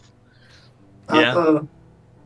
Yeah. Not after what Fonteris is still outside with the auto carriage, kind of just all right. DM, tell me if this would work. While Cleric is running at full speed, carrying me over his head, I'd like to try and increase the amount of lift that I can get and try and take us into the air. What? As the tree I will say this. Roll a strength check in your tree form. My strength doesn't increase. Then roll a strength check. Oh god. Well, don't you get if it's? Do you get advantage on it if it's like enlarge? No. This is a weird episode. Would I be able to like help? Not really. In Oh, fact, okay, you're what's hindering him. You and your 1-ton self. Oh, that's right. I rolled a 2. You cannot lift him. Is 7. You try to generate lift, but it's Cleric's a 1-ton creature. He's not running fast enough. That too. And he's just like Cleric kind of like looks up and sees what you're trying to do. He's like, "What are you doing?" Would you lift me? I'd lift me. Oh, a second. This is. Do you even lift, bro? This is the closest I could ever get to having someone else fly me. As the rest of you get into the auto carriage, it doesn't take long for you guys to catch up to Cleric and Con as they arrive at the, as you all arrive at the inn. And I'm like looking incredibly dejected. Cleric is still lifting him. Just still like bench iron. pressing him. Yeah, he found like a bench or like a tree or something, and it's just like using him like a dumbbell. Okay. Just like lift him, just. Ron is literally using his spider climb to stick to Cleric's hands. Okay. Well, your friend seems chipper. So, Advin wants to take the scroll of weapon return and put it into a spell book. Okay. Yeah! In order to do so, it will require about 150 gold. I have enough gold for that. 150? That's chump change! You see the crowd we're rolling with. Weapon return, fellas. Weapon return is an ability, not a spell, but you can put it into your spell book and learn it later. All right then. Now, is it possible I could use it as like an enchantment onto other weapons? Yes. But, okay. Could I do it for other people? You are able to bind yourself up to 2 weapons. Okay.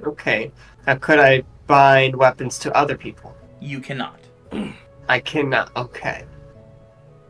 How long would this take? It will take about 3 days to copy into your spellbook, and then it'll take about 4 more days to learn it. So all right, probably learn that while we're on the road. So I'm gonna assume, just like for practicality, this whole like 150 gold's meant to get like the special ink to properly. Yes. All right. So yeah, you just see Advent like just once again like thanks fellas and just wander off. Okay. Burke, you've kind of just been watching this whole time, kind of just taking in the energy that this group has that you've been traveling with this whole time. Kind of just smiles to himself.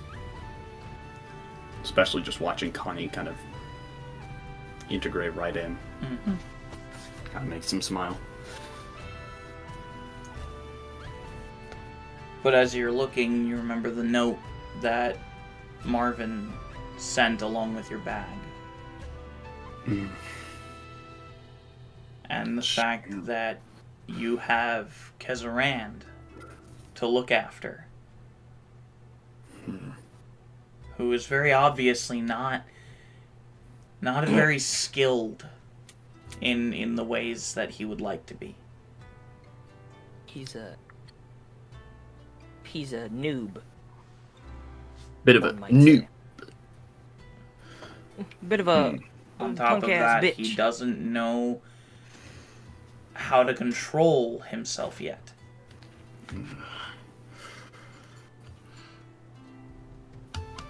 Alright. So having he kind of puts a hand to his beard, kind of strokes it a bit while he's thinking.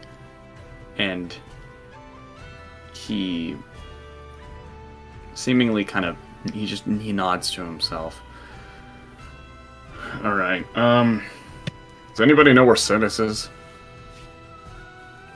Well, actually, I'm just sitting here on top of your cart. What the? How do you do that? You'd think I would know. I'm supposed to be the sneaky You don't one. actually see him. He is invisible. Oh, right.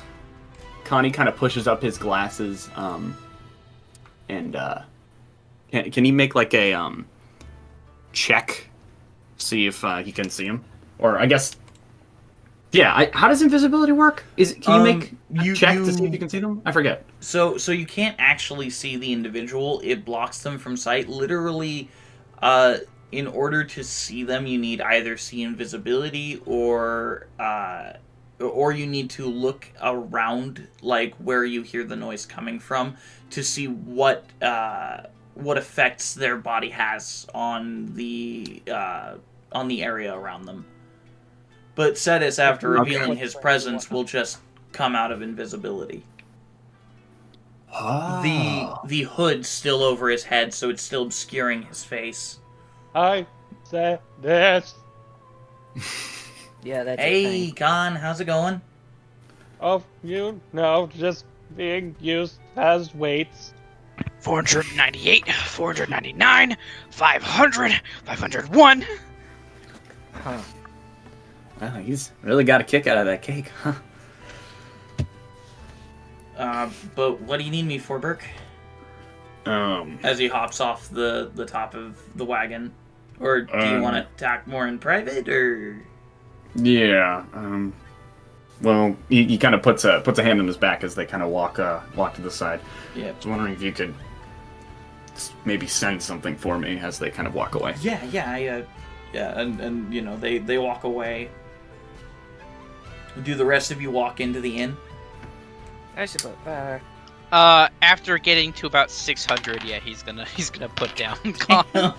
At that point, Yeah. Khan is just like, okay, you're done, and just kind of flies off of him. Yes, I agree. Wish I could All right, feel like I could all right, lift jockey, an get in there. elephant. Get all your shit and let's get ready to roll.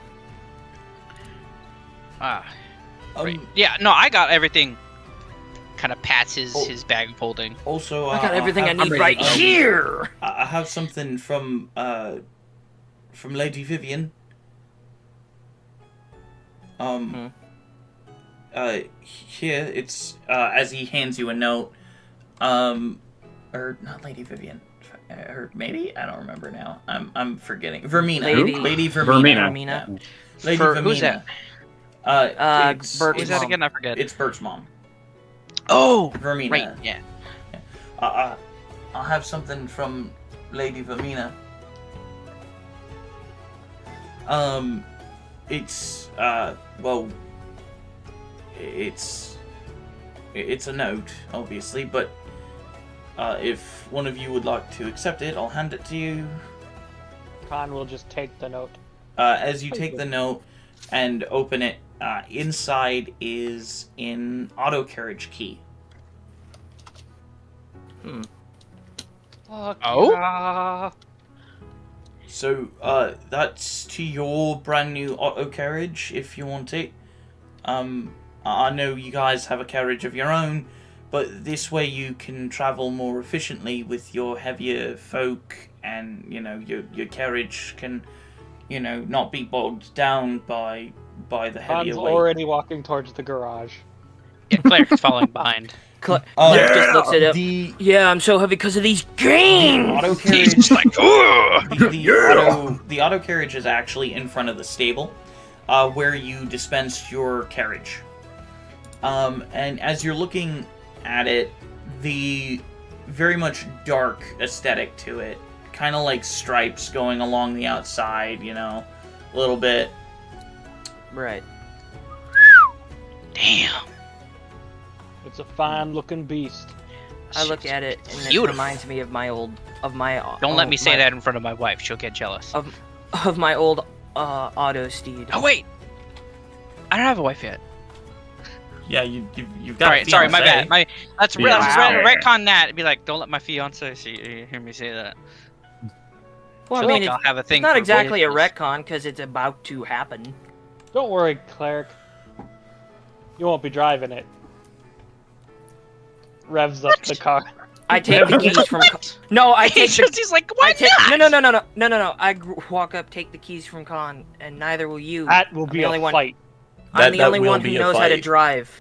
I'm the only one who knows how to drive. That's gonna be a these goddamn. I want to drive. Have any of you ridden in a? Let me ask you this: have any of you ridden in a vapormobile? Connie holds up his hand. You don't count.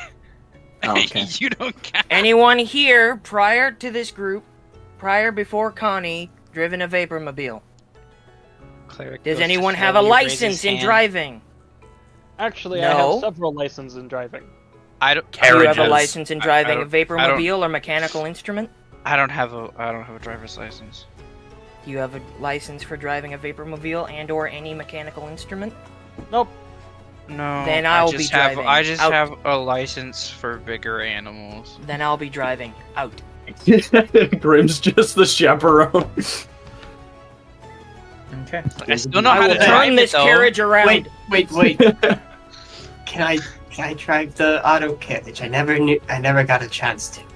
Do you have a license? Fella, I'm 600 years old. I'm Do I 300. need a 600 license? years old and have a license? Doesn't look like I need a license. I'm sure I can figure it out. You just look at me and you don't need a license to drive a sandwich. Yep. You don't need a license. to Maximum drive it. overdrive. I'd like to stealth into the vehicle and rev it up and move. I have the keys. Well, he has the key. He's like, Yeah. I have the keys. No, I took the keys he from took you. the key. I Straight told you check. if you're gonna do that, it's gonna be a contested roll, motherfucker. I was Alright, gonna well, say. do the contested roll then. Yeah. Do a contested roll. Well, what's the roll? I would say Strength. Dex. Or yeah, probably Dex actually. Can I also try the yoink the key?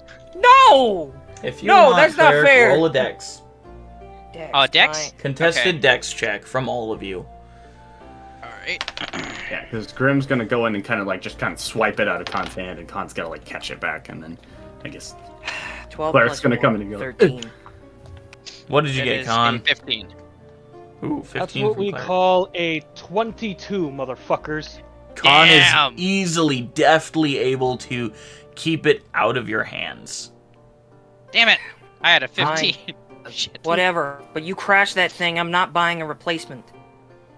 Actually, you can't purchase. These are given out by the leading family. Oh, even less of a reason for you to crash it. You crash it, you have to explain to Vermina why we lost it. I could just say, I mistook it for a wild animal and threw it. That's not gonna work. And also, if Actually, you it would work better than you think. listen, I haven't. First of all, this is a gift. You don't go driving it around. You don't go fucking highfalutin driving it around. This is a car. I know. Exactly what you do with this. Claire gets into the passenger side and like, are we leaving yet? No, Now, we're still packing up. Can I drive? Now that's the real question. None of you have ever actually driven a vehicle. I have.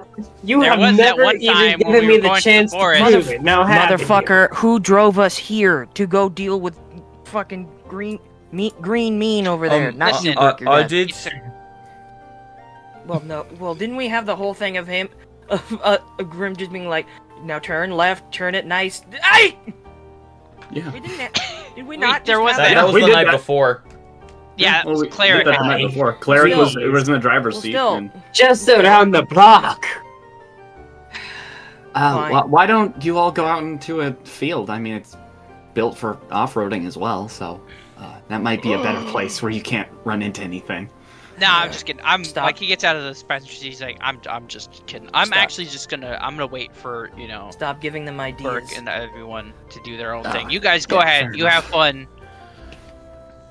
Walter, Everyone DM, got what a did it chance look to like drive. again? I'm just saying, everyone got the chance. It's a but very me. dark color. It's like a gray, like a dark grayish blue, with some like black, almost tiger stripes going across it.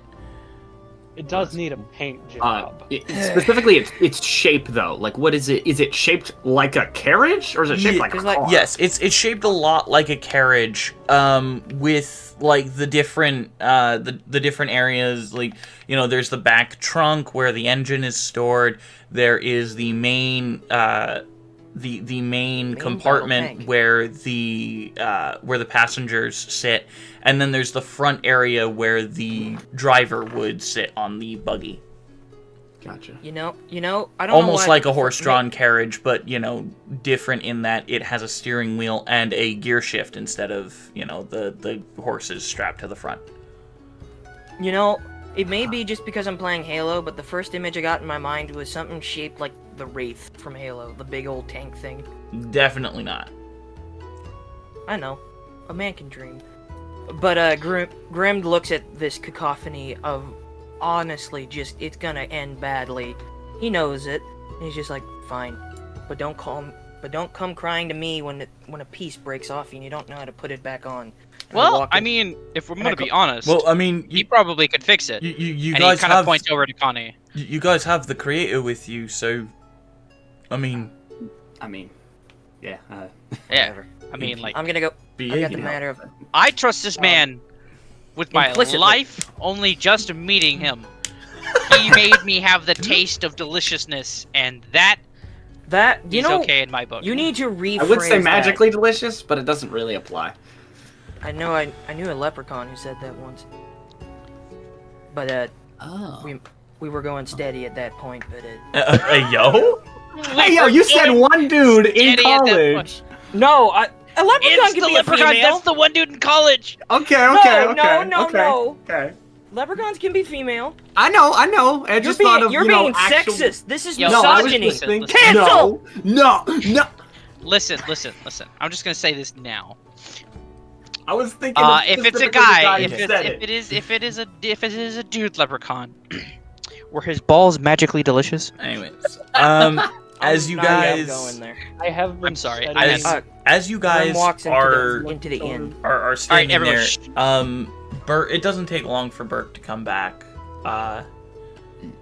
And Cetus has kind of like an awkward shift to him. I'll let you guys talk about that.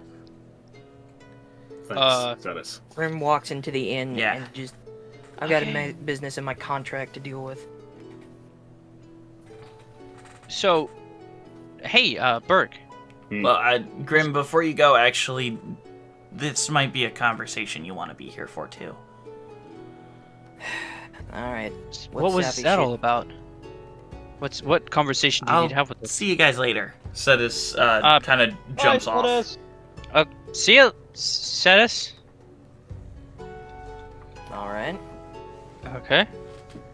So What's takes about to get into? Brooke takes in a deep breath, and also, can we go on break? Because I need to. I need to go to the bathroom. As Burke takes in a deep breath, preparing himself for what he's about to say, we're gonna go on break. Yeah. Wow. Nice. All right. We'll see you guys in about 20 minutes.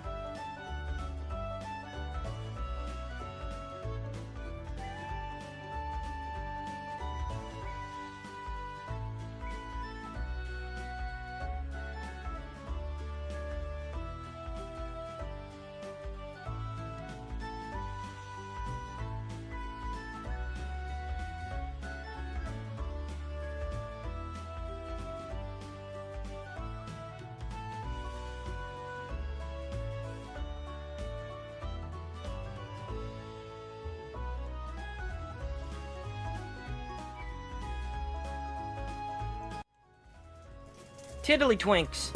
So, anyways, that's what I wanted to talk to you guys about. Oh, don't you fucking care. That's the end of the episode, folks. Hey guys, where's my? Always remember the hat. Let me change it to this one, maybe. That one, yeah. So, Tiddlywinks. as Burke takes a heavy breath in and looks out upon the Nightmen, what do you say, Burke? Okay, this is... Yeah, this feels weird. So... I mean... Yes, short and sweet. I gotta go. I have to go now.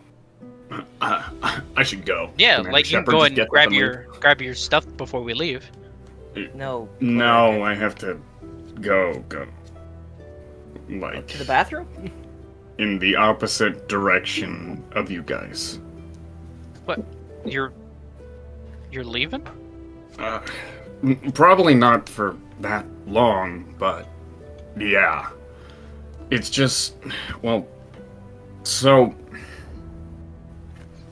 I got a letter from Marvin that his brother Tyne had a vision of Tyr, and it was violent and dangerous, but there was a location involved, and I've been trying to find some kind of lead on him in any shape or form, and now that I finally have it, I have to go, but it's in the exact opposite direction of which we're going. Cleric is gonna place a hand on Burke's shoulder and look him dead in the eyes. He goes, "Go." Right. You guys were okay when I needed to leave. Go do what you need to do. Thank you. And I'm not gonna leave you guys unattended. I mean, I'll leave. I mean, well, Connie's got his own reasons, but if you'll have him. Oh, This man literally fed me the best cake I've had in my entire life. Don't let your wife hear that. What? He just kind of looks at you like confused. Never mind. Anyways, he doesn't. Advin actually wants to give him a gift.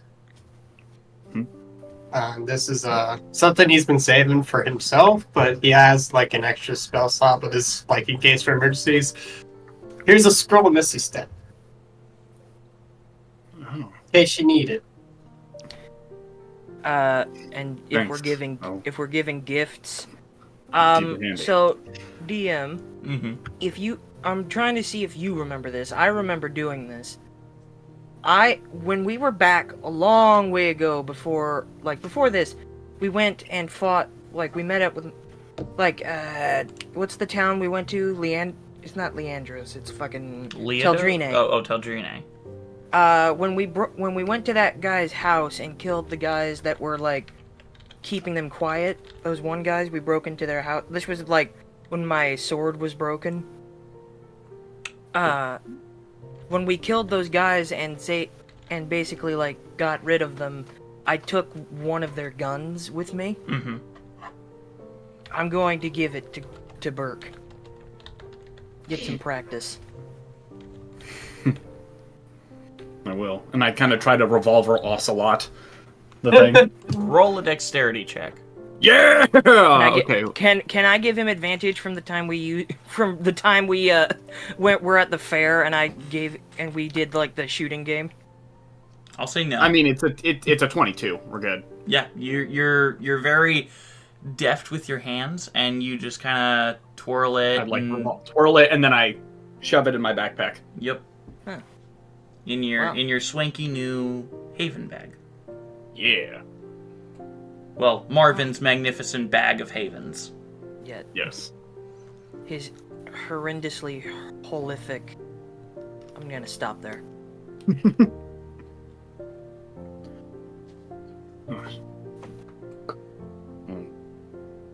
Yeah, I should. honestly, I should probably get going soon. It's kind of urgent, and I'll be... Go, Burke. Hmm. I slip a piece of paper into Burke's hand. Only when you absolutely need it. And, Can I, like, roll an Arcana or something on it? It's not magical. Okay. Cleric is gonna give him a quick, like, not a bear hug, but a tight hug. Not enough. I thought you said you were gonna give him a quickie. Hey, yeah. But yeah, I For the road. hug as well. Cool. Thanks, guys. Hopefully I'll find him and I'll make my way back to you guys. There's still stuff we gotta get done. Oh, this is weird. Okay. Well, I'm gonna leave before anything gets more awkward. Good idea. And I kind of give everyone a nod, and I head back where Kezrand is waiting as we Yeah, he's already packed up all of you. Well, he's already packed up all of his stuff. He's got a bedroll. It looks like it looks like Molly hooked him up. He's high as fuck. Jeez. Burke, catch! And Connie throws this small, like, white ball towards him, and he catches it. Just leave it out in the sun once in a while. We'll keep in touch. Okay. He's fucking... See ya. See ya. And they, Kezrand and Burke walk away. I know him. I know him. We drive. I'm sad. Okay. As he walks away, you just hear like, so which one is the go button? And you just hear. Just like, slow down, dude. You're gonna make me fly out. Don't be such a baby. On the point of the vehicle, I have been studying the people driving. He has. But, Alright. That doesn't make me any less paranoid. Burke, when am I gonna get a turn? Do you take any of the horses? Well, I mean, if they're not going to use them, then yeah, probably. You can use so the old carriage. The carriage can be drawn by one horse if needed. But you guys have. I think you guys have 3 horses. Yeah. So one horse carriage. Well, there's a one horse open sleigh, so it's not too far beyond belief. Well, before we had one horse pulling it, I think, because didn't we have Carla pulling it? Mm-hmm. Yes, Carla. And Carla was enough because Carla? Yeah. The dread. Carla was the best girl. Carla, the dread lord. But yeah, I'll probably take 2 horses if possible then. Well, I mean, we've already got an automatic carriage. We probably don't need the horses, and they're gonna need somebody to carry. I think it'd be better if someone rides on Carla, just in case. She's back with. She's back. Oh yeah, it's better if we at least keep one of the horses, just in case there's technical difficulties. Yeah, Leopold took one of the 4 that you guys owned, and then then left you with the other 3. Yeah. All right. So then you take 2. We keep one. Mm-hmm. And if need be, Advin will just ride the horse. It'd be better. It'll be easier for him to focus on his transcribing the scroll to spellbook. Man, this is gonna be a real road trip with an actual car. Yeah. Also, don't Except forget that. Remember, it only goes at like 15 miles per hour. This one goes about like 20-25. This one is also meant for off-road, if needed. Okay, so a horse galloping can keep up. Yeah. Good. I will say, keep in mind you did have a bunch of supplies and stuff on the carriage. Let's just swap some. Well, yeah, I didn't take the carriage. I'm only taking the horses. I would recommend that you maybe split some rations with Burke, though. I mean, yeah, he'll be heading to Tel Drine and then to Aeidros as well, so it's like, you know. Oh, I'm taking shit from the house. That is fair. Because it's my house. He's falling back. I already stole money from it. That's true. Which killed my dad. Also, I give half to Connie. Okay. Or have already given half to Connie. Okay. Sounds good. Which, holy shit, that is a lot of money. I'm gonna make sure that, like, before I go back into the inn, I tell Con, get that thing back here before we leave.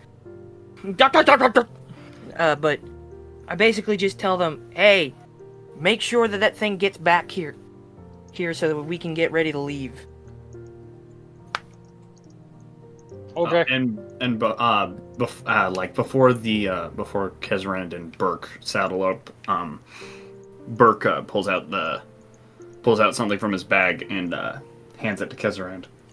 Here, you can practice with this, and it's the teleportation knife. Ah, yes, the dagger of retrieval.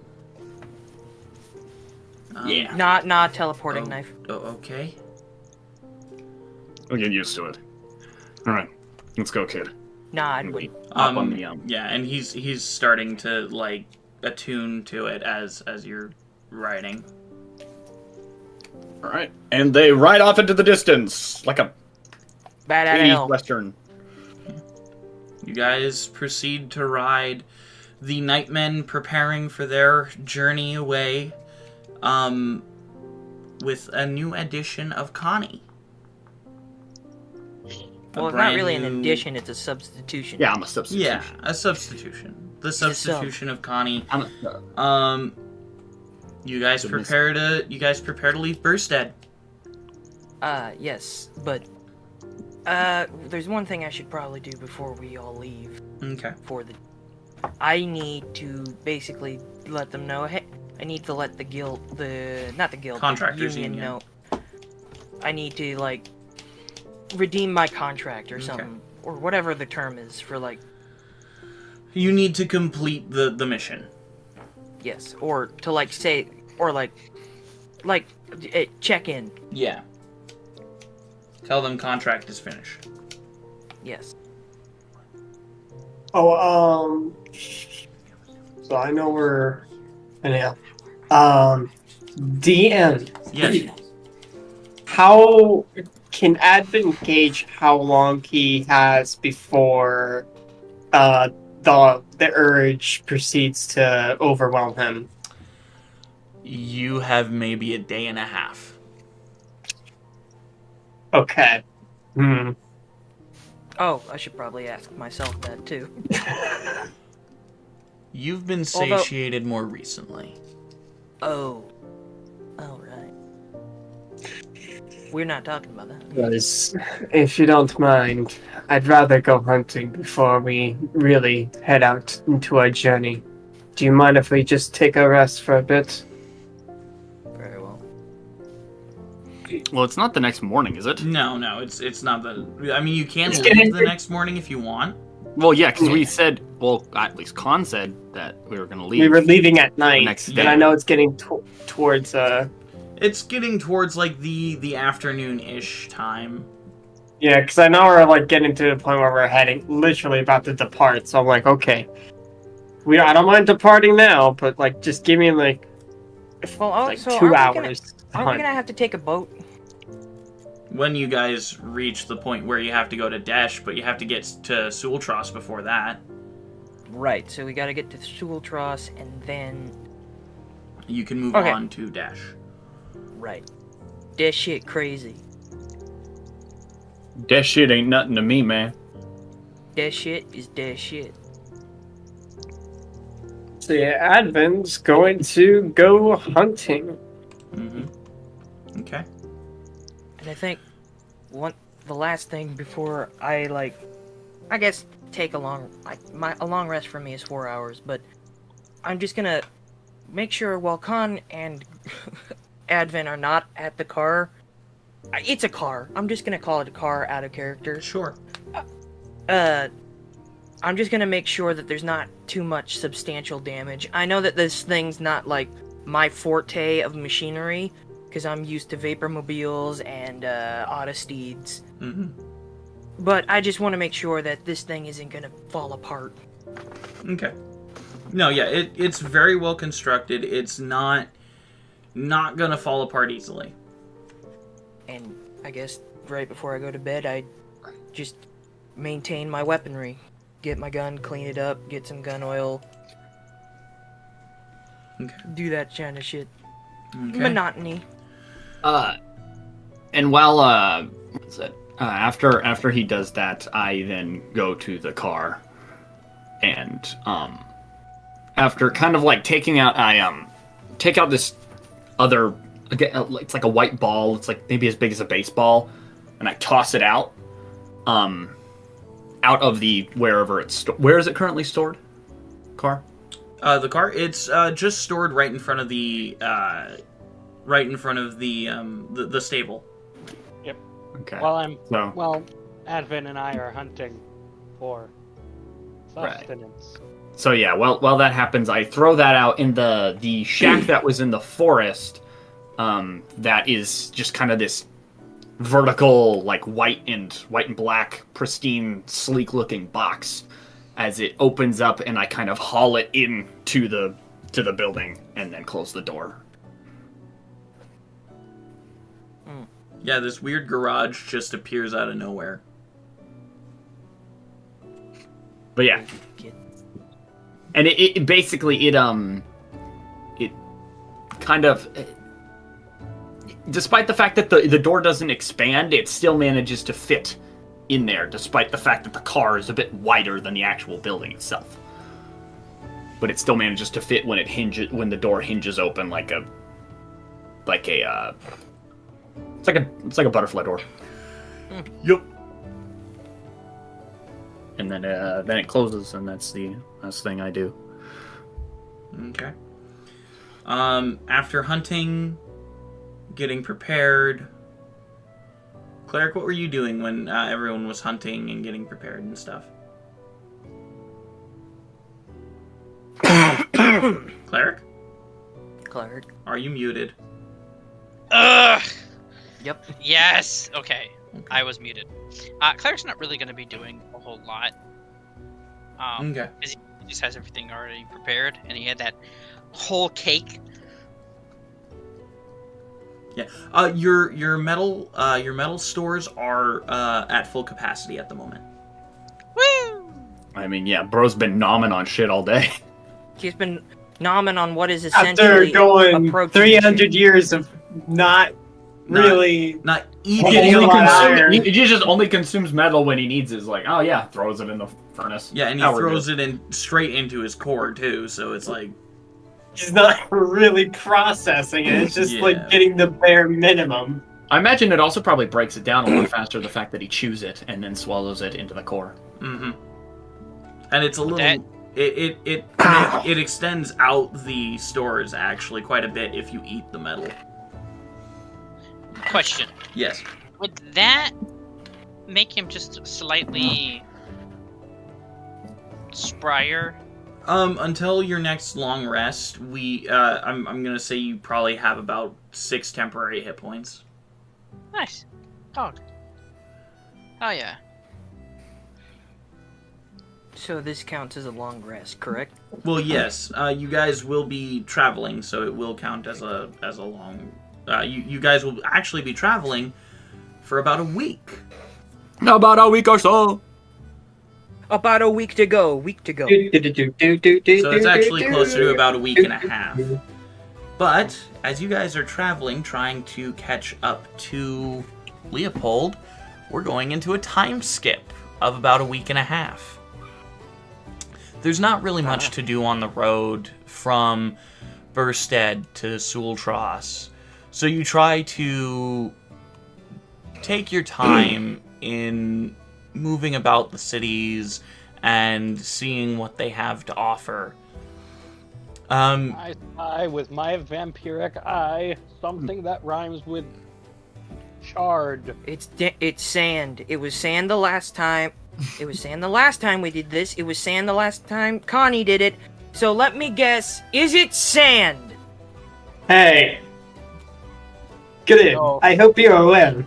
Sand is something that is very common for us. I know. I'm somewhat of a sand person myself. We're a lot of sand people. I lived. Just makes Tuscan Raider noises.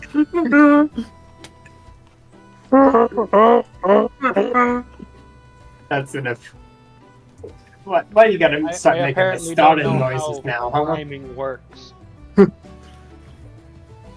Now why you gotta be insulting the starting culture like that?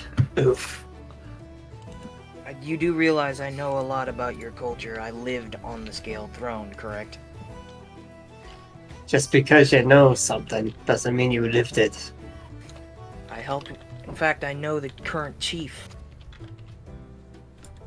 Well, new. I haven't been home in a while.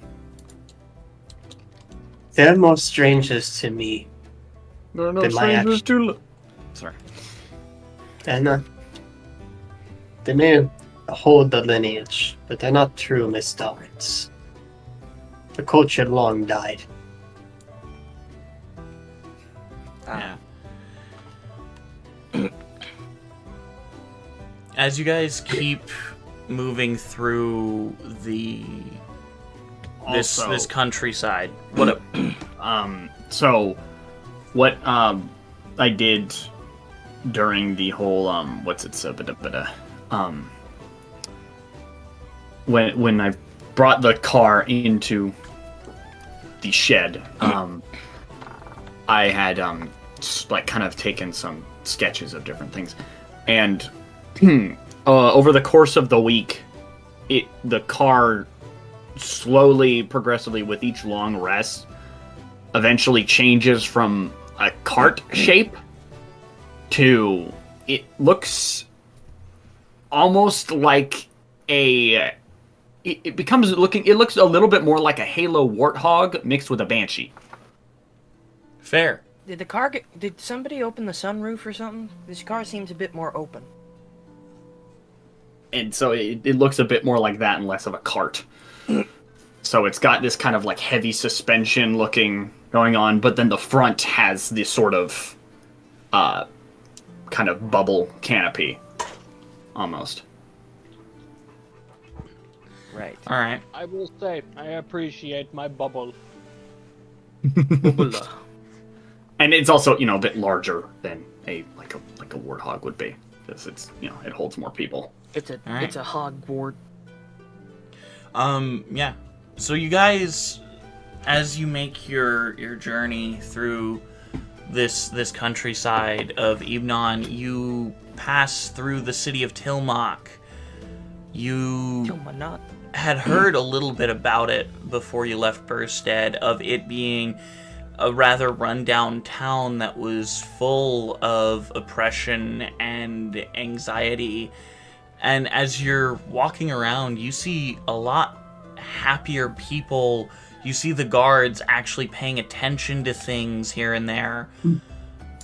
And you notice this one person in particular, a man in very heavy plate armor that's colored to be gold, who directs you, or who hands you a pamphlet about the savior of Tilmok, a man with a spear who saved an old man who had nothing. My. Looks like someone's been busy. I'm extremely skeptical of this.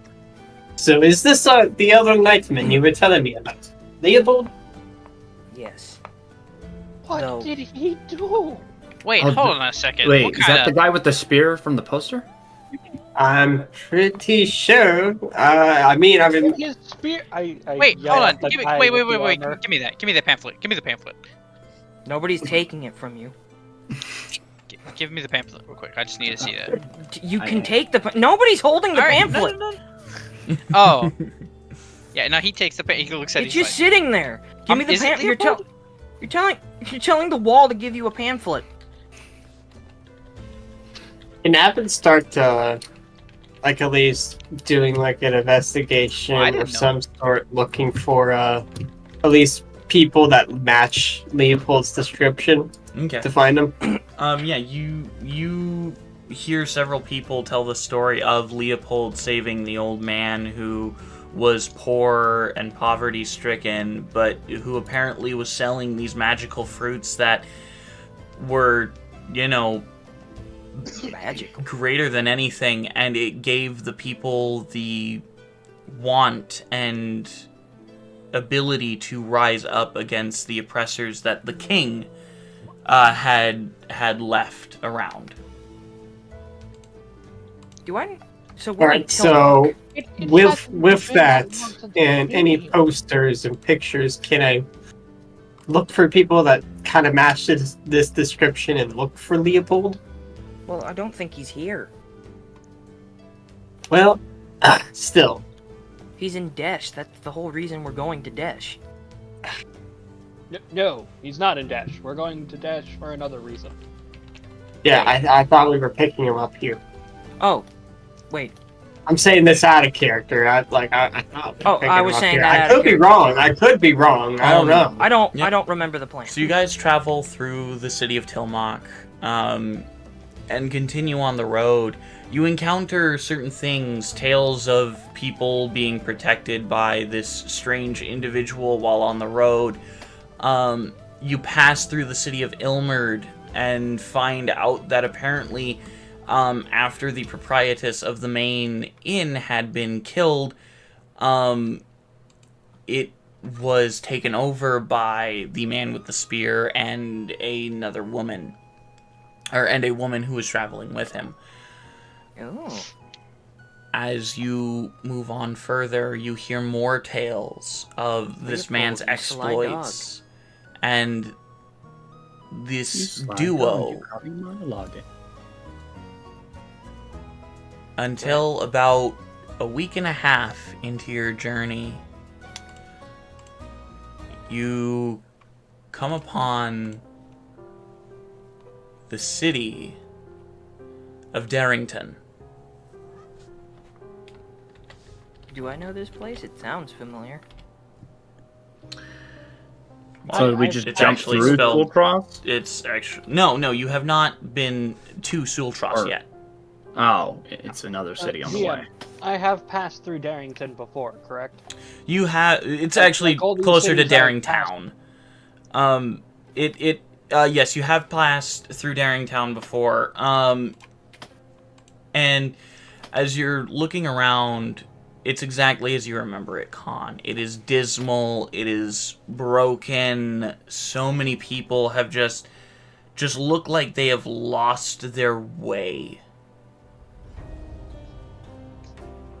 Con, you would remember this from your time going up from Desh and through Ibnon, that Darringtown is under the watchful eye of a very greedy individual. You were unable to meet him, but he has always been extremely greedy and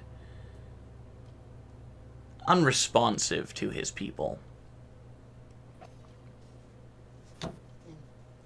As you walk around town, what's everyone's passive perceptions, real quick? Hey. I am so sorry about that. You're totally fine, man. Burping's a part of life. My question. Yeah. What, Grim? What was your question?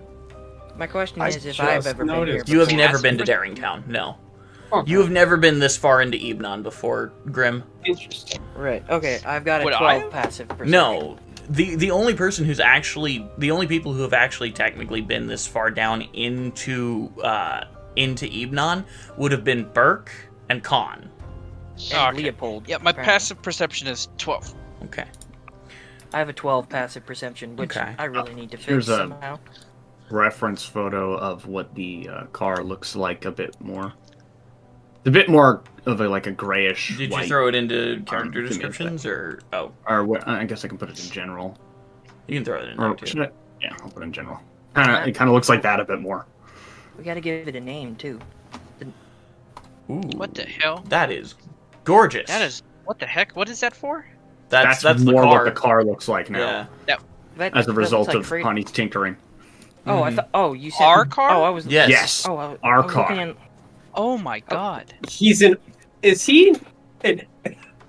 Okay, oh so my goodness. I was expecting something that looked more like a old timey car, not a freaking car of no, the it's future. it's an armored personnel vehicle apparently. He's that an looks so cool. archivist, isn't he?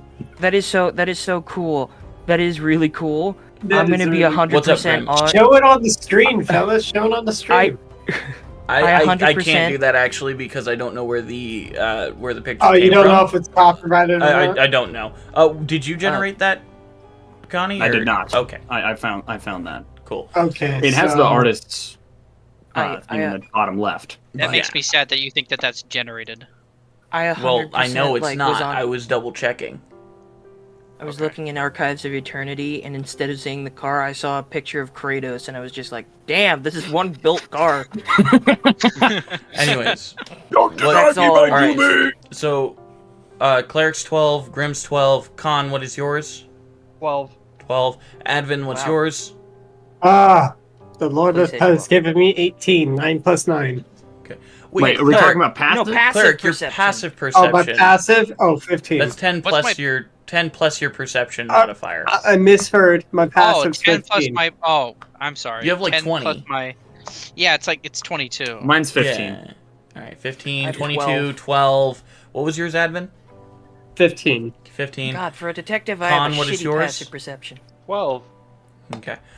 All of you would hear whisperings here and there of a group of individuals who have been trying to rise up against the oppressive creature that is over Daringtown, who imposes an extremely unfair tax and levies even higher essentially bribes to get through the city and get out of the city.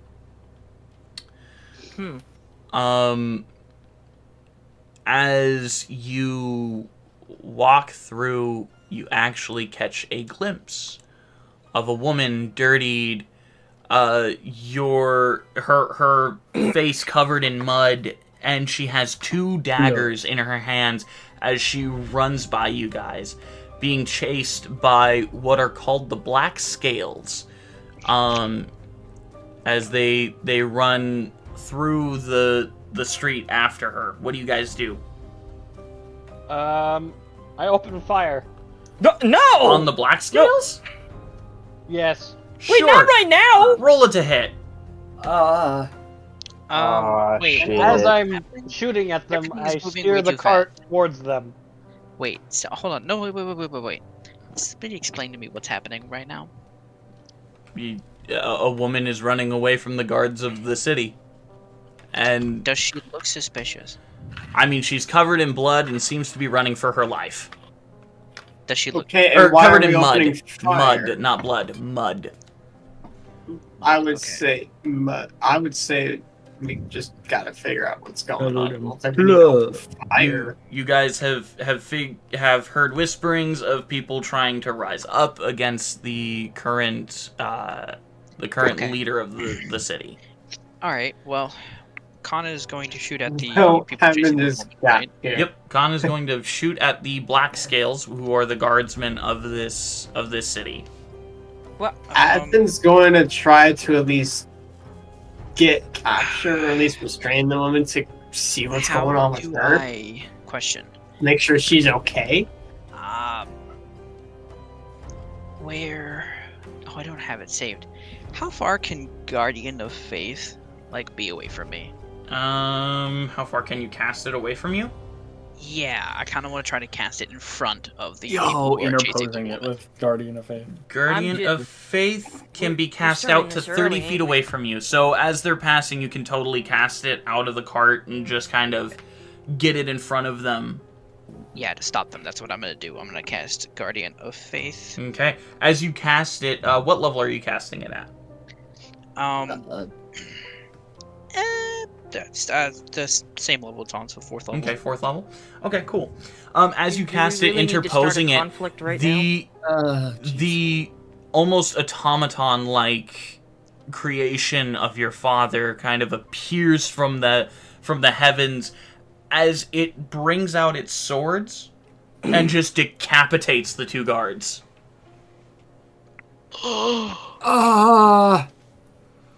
As it stands watchful.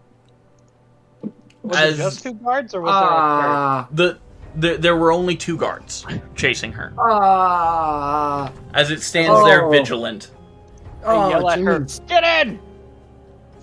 The woman stops. Chasing after the lady. The woman stops and runs right and just jumps right on top of your auto carriage. You have a habit for picking up chicks, don't you, Con? Holy crap! There's only one that has my heart. Whoa! She's still not into you. That's. If you look in general, that's Cleric's reaction. Yeah, the freaking gasping cat gif. Just like, oh shit! I didn't think that was gonna happen. DM. Yes. Through my correspondence with the woman who has captured Khan's heart, she has sent you letters back.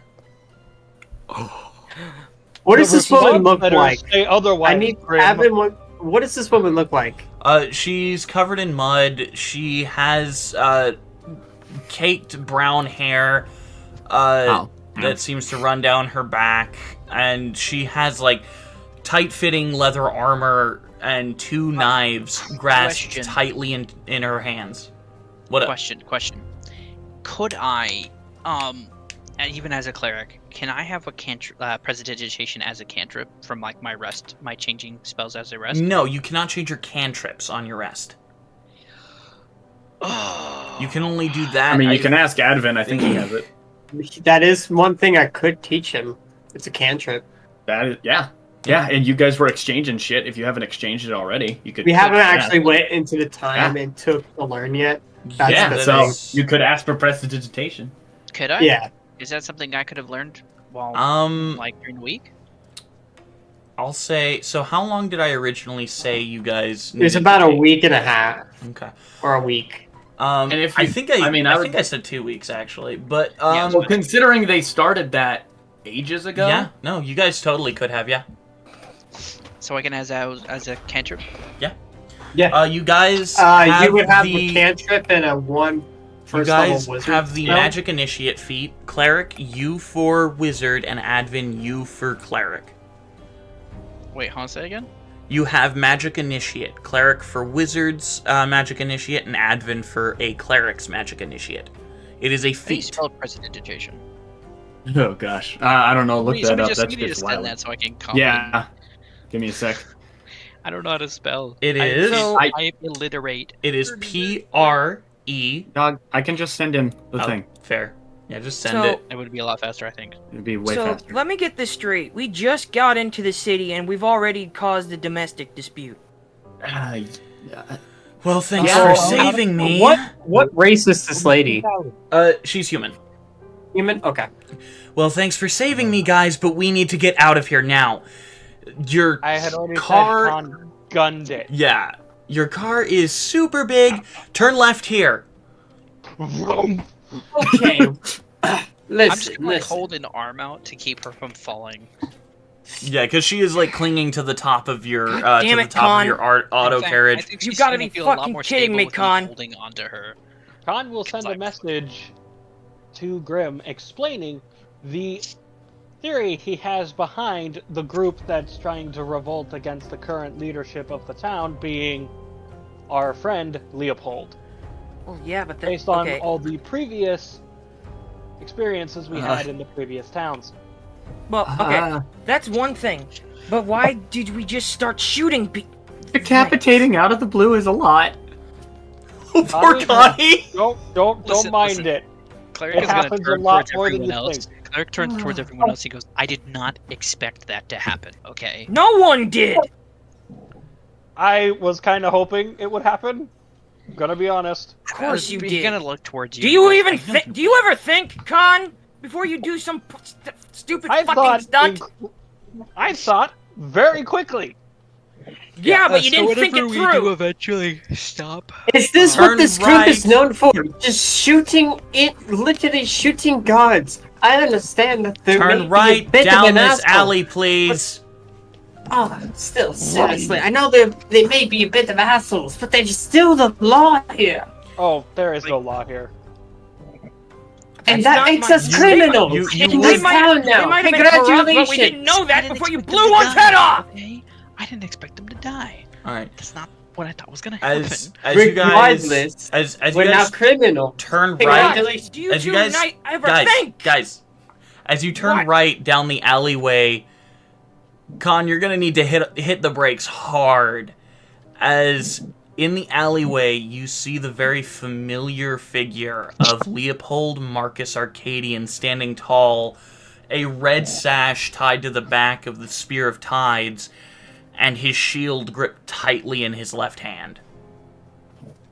Ivan's was hanging on the outside. Oh, hit the brakes. Who That's are the guy. you? Cleric isn't immediately like. Is Leopold engaged with enemies at the moment, or no? No, although he does have several black scales scattered around him, dead on the ground. Yeah, Cleric's gonna jump out and just like sprint it towards Leopold, just dropping the woman, just letting her fall. Well, she's very firmly on the top. Cleric! Pick him up, put him in! He just literally hops out and he just starts sprinting it towards. Not even and he's just gonna call out to Leopold. Leopold. Leopold is going to use. He's going to use his ability, Shield Master. Or, sorry, not Shield Master. He's going to use his bonus action to make himself immovable. Okay. Okay. There we go. Alright, cool. Good. That is actually a good move. As Cleric runs up and hugs you, Leopold, Rachel gives you a look. Leopold, we need to get out of here. Now. Black scales are going to be right on our tail in at any second. And Leopold just nods and starts running towards the carriage. He's just gonna, obviously, Cleric's gonna fall behind. Okay. So. Hello, Leopold. You like being accessory to double homicide? There are 7 dead bodies on the ground behind him, so... I would say it's I would say at this point, it's a little late for that. At this point, it's just I wouldn't be surprised if vehicular manslaughter was on that list as well. Cleric's gonna let them kind of fill up the bottom, the inside, and he's just gonna Leopold's just gonna pause right next to Grim, look him in the face. He's like, coming from you, that's sort of rich. Not when we just entered the city. Alright, so... Come on. Hold and on. he just Rachel hops onto the top of the thing. Yeah, Rachel will hop into the carriage next to Leopold. Gun it, go down 2 streets, take a left, turn right, then go 3 more streets, hang a left, stop the carriage, and we get out. Okay, well, while we're driving... Exactly, scream, hidden. Well, while we're driving, Ivan's just like, okay, I feel like introductions need to be in order. Who are you? And I think you might be Leopold, but still need to be sure. I am Rachel. This is Leopold Marcus Arcadian. We know who he is. And we're currently been fighting as part of a secret underground resistance. Anyways, gonna pop his head in from the top, and he's like, "Yep, Advent party. We go way back. Merchant extraordinaire.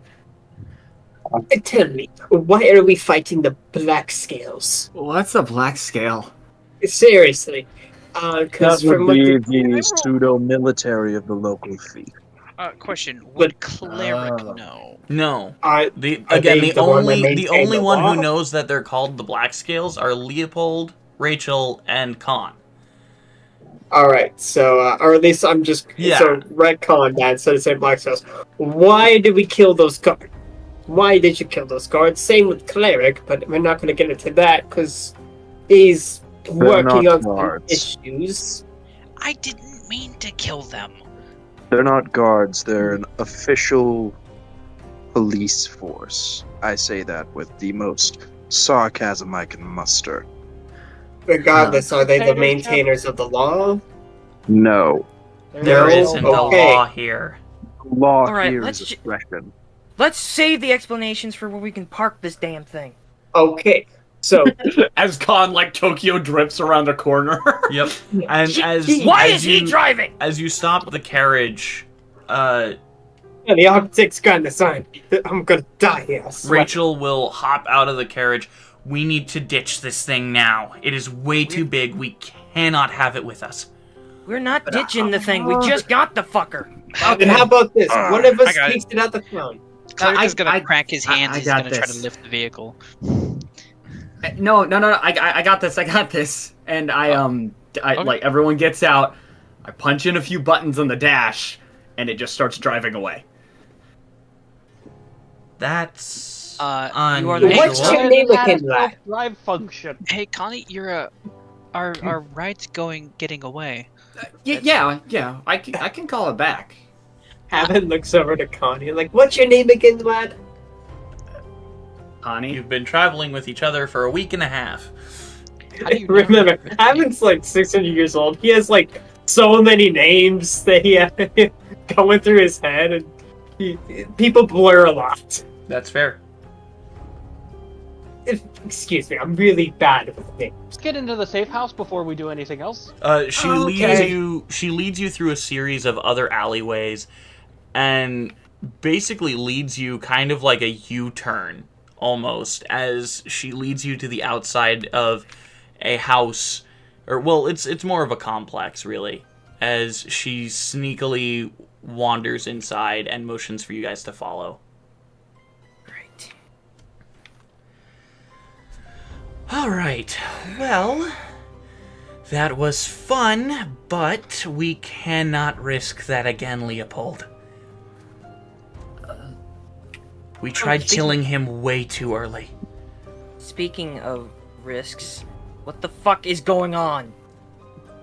Yeah, I would also be curious to know what is going on.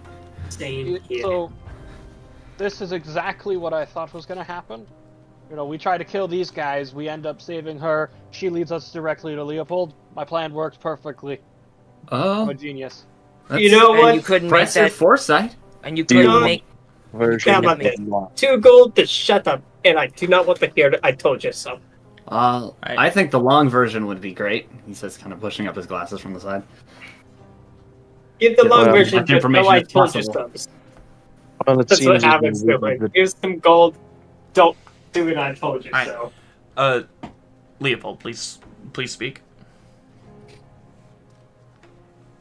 Over the past couple of weeks, we have been moving successively town to town and helping the local people. Rachel walks forward. Yes, and in doing so, we have kind of angered a few people. And by a few people, I mean the minions of the person who likes to call himself the king. And who might this be? He's the guy in charge of this entire region. Why is always... That's... Can I roll a history check? Absolutely, Connie. Can I roll a history check as well? No, Grim, because you don't know him. Again, you've never been this far into Ibnan. You don't know anything about this region. Okay, fine. My talents are wasted here. That is a 27.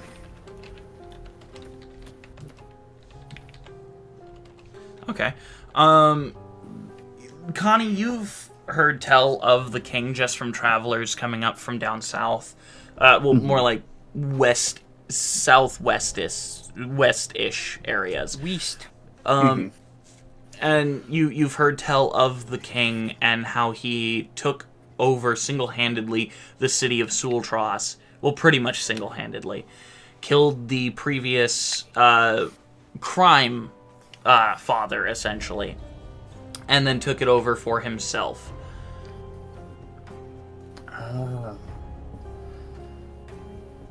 Right. Did he just have a revelation that he didn't? I love share despots. Essentially, we have been hitting supply lines, cutting off caravans, anything we can do to slow down martial production. Guerrilla warfare. But of course, we ran into an issue. We were hearing tell that the leader himself, the big bad, the man in charge of this entire city, in fact the entire region going all the way northeast, was going to be going on parade. Of course, it was a trap, and I kept trying to tell you so, Leopold. But of course, taking the chance. Okay. If I may, we did survive, and in fact, we killed more of them than we have in 2 weeks. And think about this: you ended up with more allies. True. Net That is another positive in your numbers. Great. Came That's for a always an rescue upside. mission. Great. Came for a pickup. Stay for a guerrilla warfare. How fun. Yeah. You know. Does this king? Khan will go and give. Well, now that we have more, is it possible we could still recover from this mess and kill him as soon as possible? Because you, my friend, are in call for the Nightmen to go to Dash. Yes. Well, we will be heading to Dash here in a little bit, but first things first, Leopold. I need a hug. Yeah, Leopold, you have not seen Khan in many moons, actually. Leopold just takes a deep breath, lets it out, and then just reaches over, gives Khan a big hug. Okay. If you, as soon as the hug's over, Grim looks at Leopold. You hug me, I stab you. DM. Yes. Do I smell the taint? You're trying to smell his taint?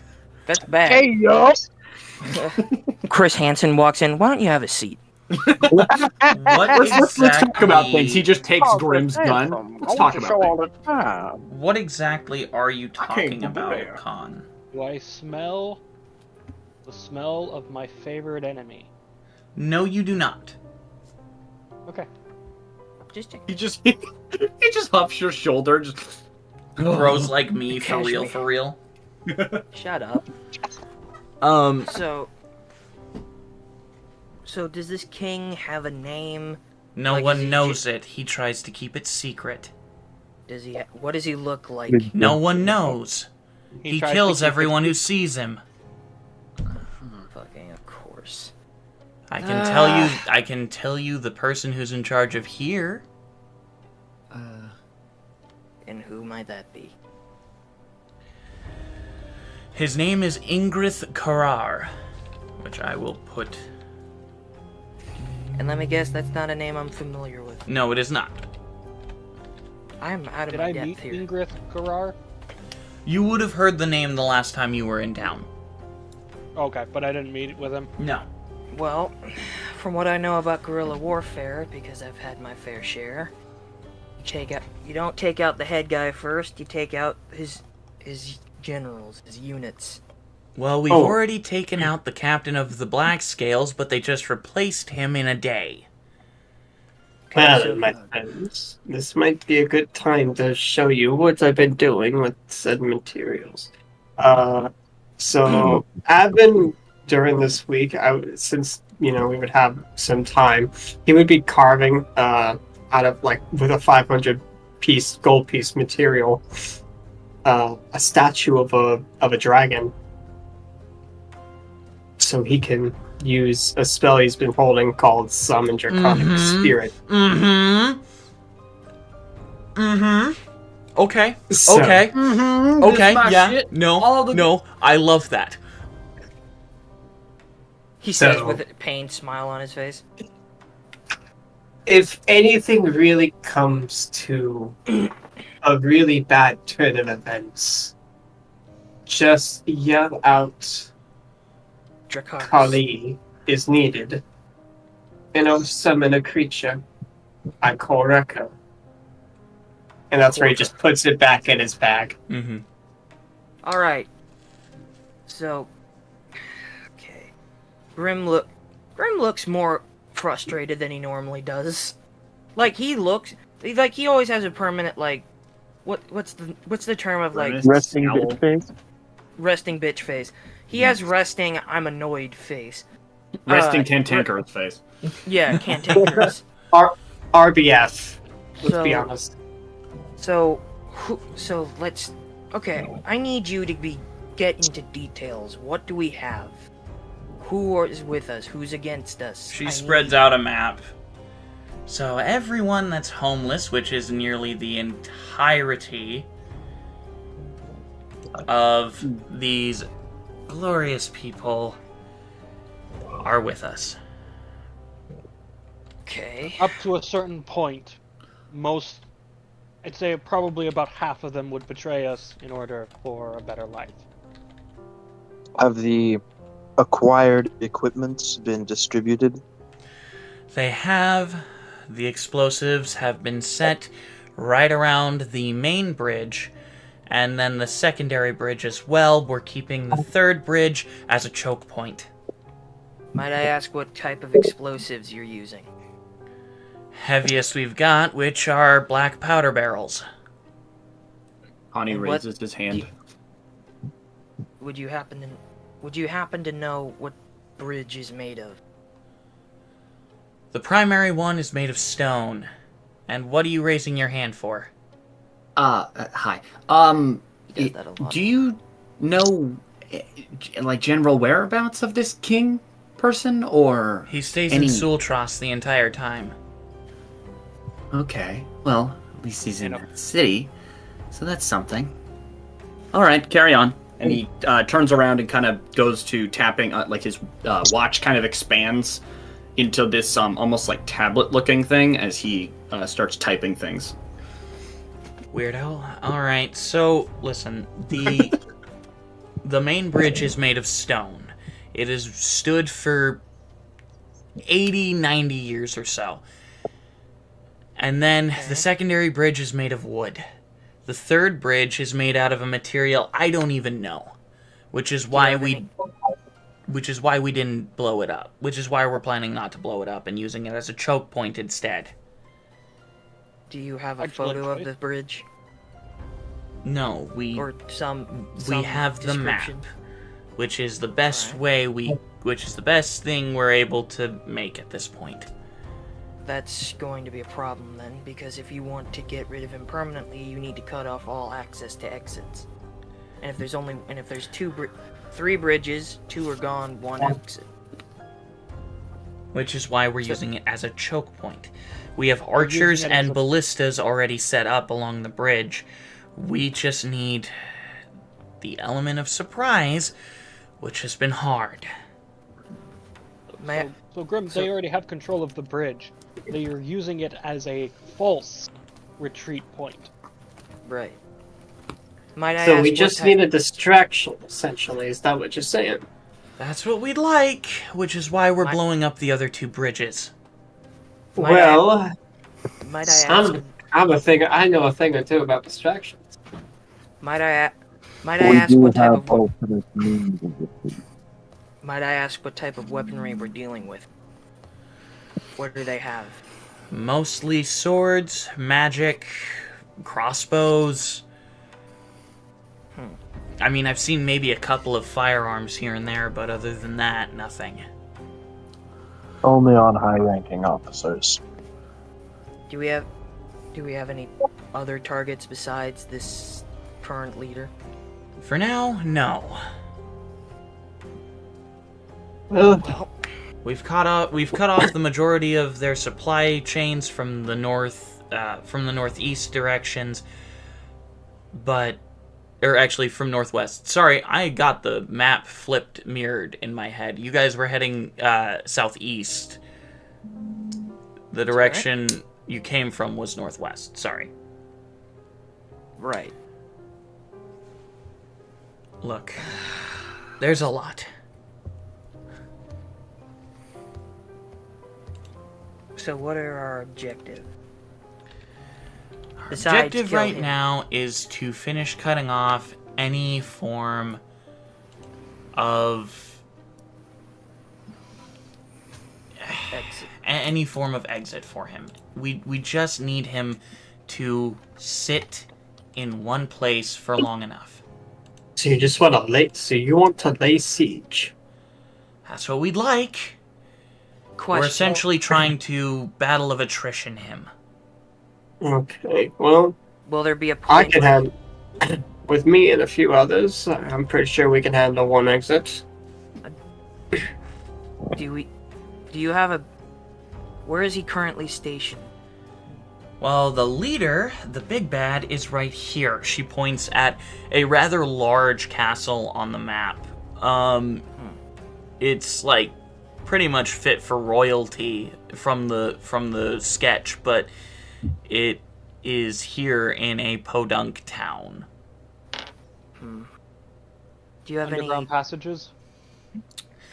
There's one underground passage, but you have to go through the sewers, and it is heavily guarded. Alright. Well, maybe we can... We're hoping draw that... them out. Well, that's what we're hoping, that the explosions and the commotion outside will hopefully draw them out, and make it to where we can get in and siege. So, this is a bit of a gamble.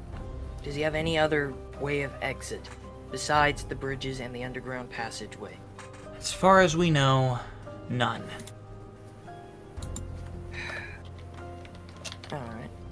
Last time I was in guerrilla warfare, I was definitely not... This is definitely not what I had, but... We're pretty outgunned. How many units do we have? Men, women, willing to... How many of us are in this? We have about 70. And how many are we up against? At most, I think 100. Well, you know what? Sounds a lot more reasonable. I think I've got an idea. I think what we need to do, if we're going to do this, which is definitely something I wasn't expecting we'd be doing, but nonetheless, each of us need to split up in groups of 2, maybe 3, and go to each section of the city. And once we have we've established a part, we meet in the middle and choke him right where he is. Push the castle, go around, choke him where he's at, so he has no way of getting it. Sounds like a reasonable plan. We can have the majority of our forces taking down the onslaught that will be the third bridge while we go in the underground tunnel. And I can lead all of you there. Connie. Huh? What? How familiar are you with how well do you know your minerals? Pretty well. Why? Before we start this, maybe we should have a look at that bridge. See what it's actually made of. Sure. Alright, yeah, we can... I can take you there at some point. But right now, I need to sleep. Very well. Took a pretty big hit during that scuffle. Mind you, we killed like 30, 40 of them. Oh. Feels like they're just never ending. Oh. Because, well... Leopold doesn't say anything, he just takes out a small kit of bandages. Do we have any... Well, my friends... Do we have any glass orb?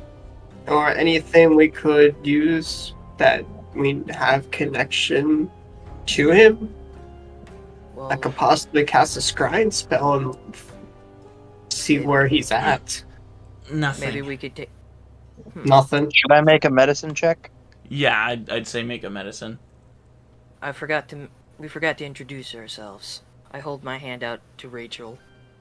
Grim. 17 total. Most people just call me Grim. Nice to meet you, Grim. No. He may seem cantankerous, but he's a big old softy once you get to know him. No, I'm not. Don't listen. 17 medicine check. Yeah, you're able to wrap up her wounds with mild pain.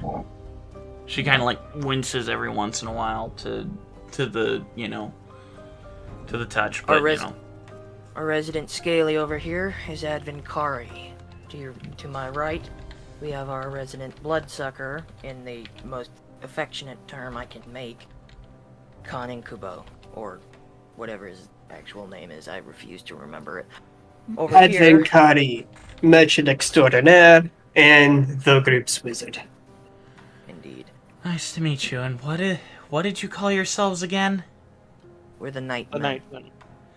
As you say the name, the camera will pan away from the group, flying high into the sky, scrolling across these 3 bridges leading to this intricate castle, diving through hallways, through passages, leading to a pile of gold and silver. A black mass sitting atop it has 2 pinpoint red dots open. We're going to end the session there. Why? Before we end, I wanted to cast Cure Wounds on the chick. You can totally do that, but it won't really matter because you guys are probably going to take a long rest after this anyways. I cast ibuprofen on the... Oh. Thank you, ladies and gentlemen, so much for joining us today. I think this episode was a lot of fun. I had a lot of fun. We unfortunately lost Burke. Quite unfortunate. It's not gone. It's a temporary. It's a temporary. But for now, Burke is not with the group, and we will see him and how this journey affects him in the future. Thank you, ladies and gentlemen, so much for joining us on this lovely, lovely 35th episode of The Nightmen.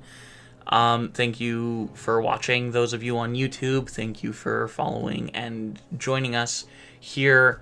And we look forward to seeing you next time. Lemmy, if you would take us out. Sure. And always remember, talk to your dietitian, stay healthy, stay hungry, fuck a troll every once in a while, and always remember the hat works in mysterious ways. ways. Good night. Good night, everybody. We'll see you next time.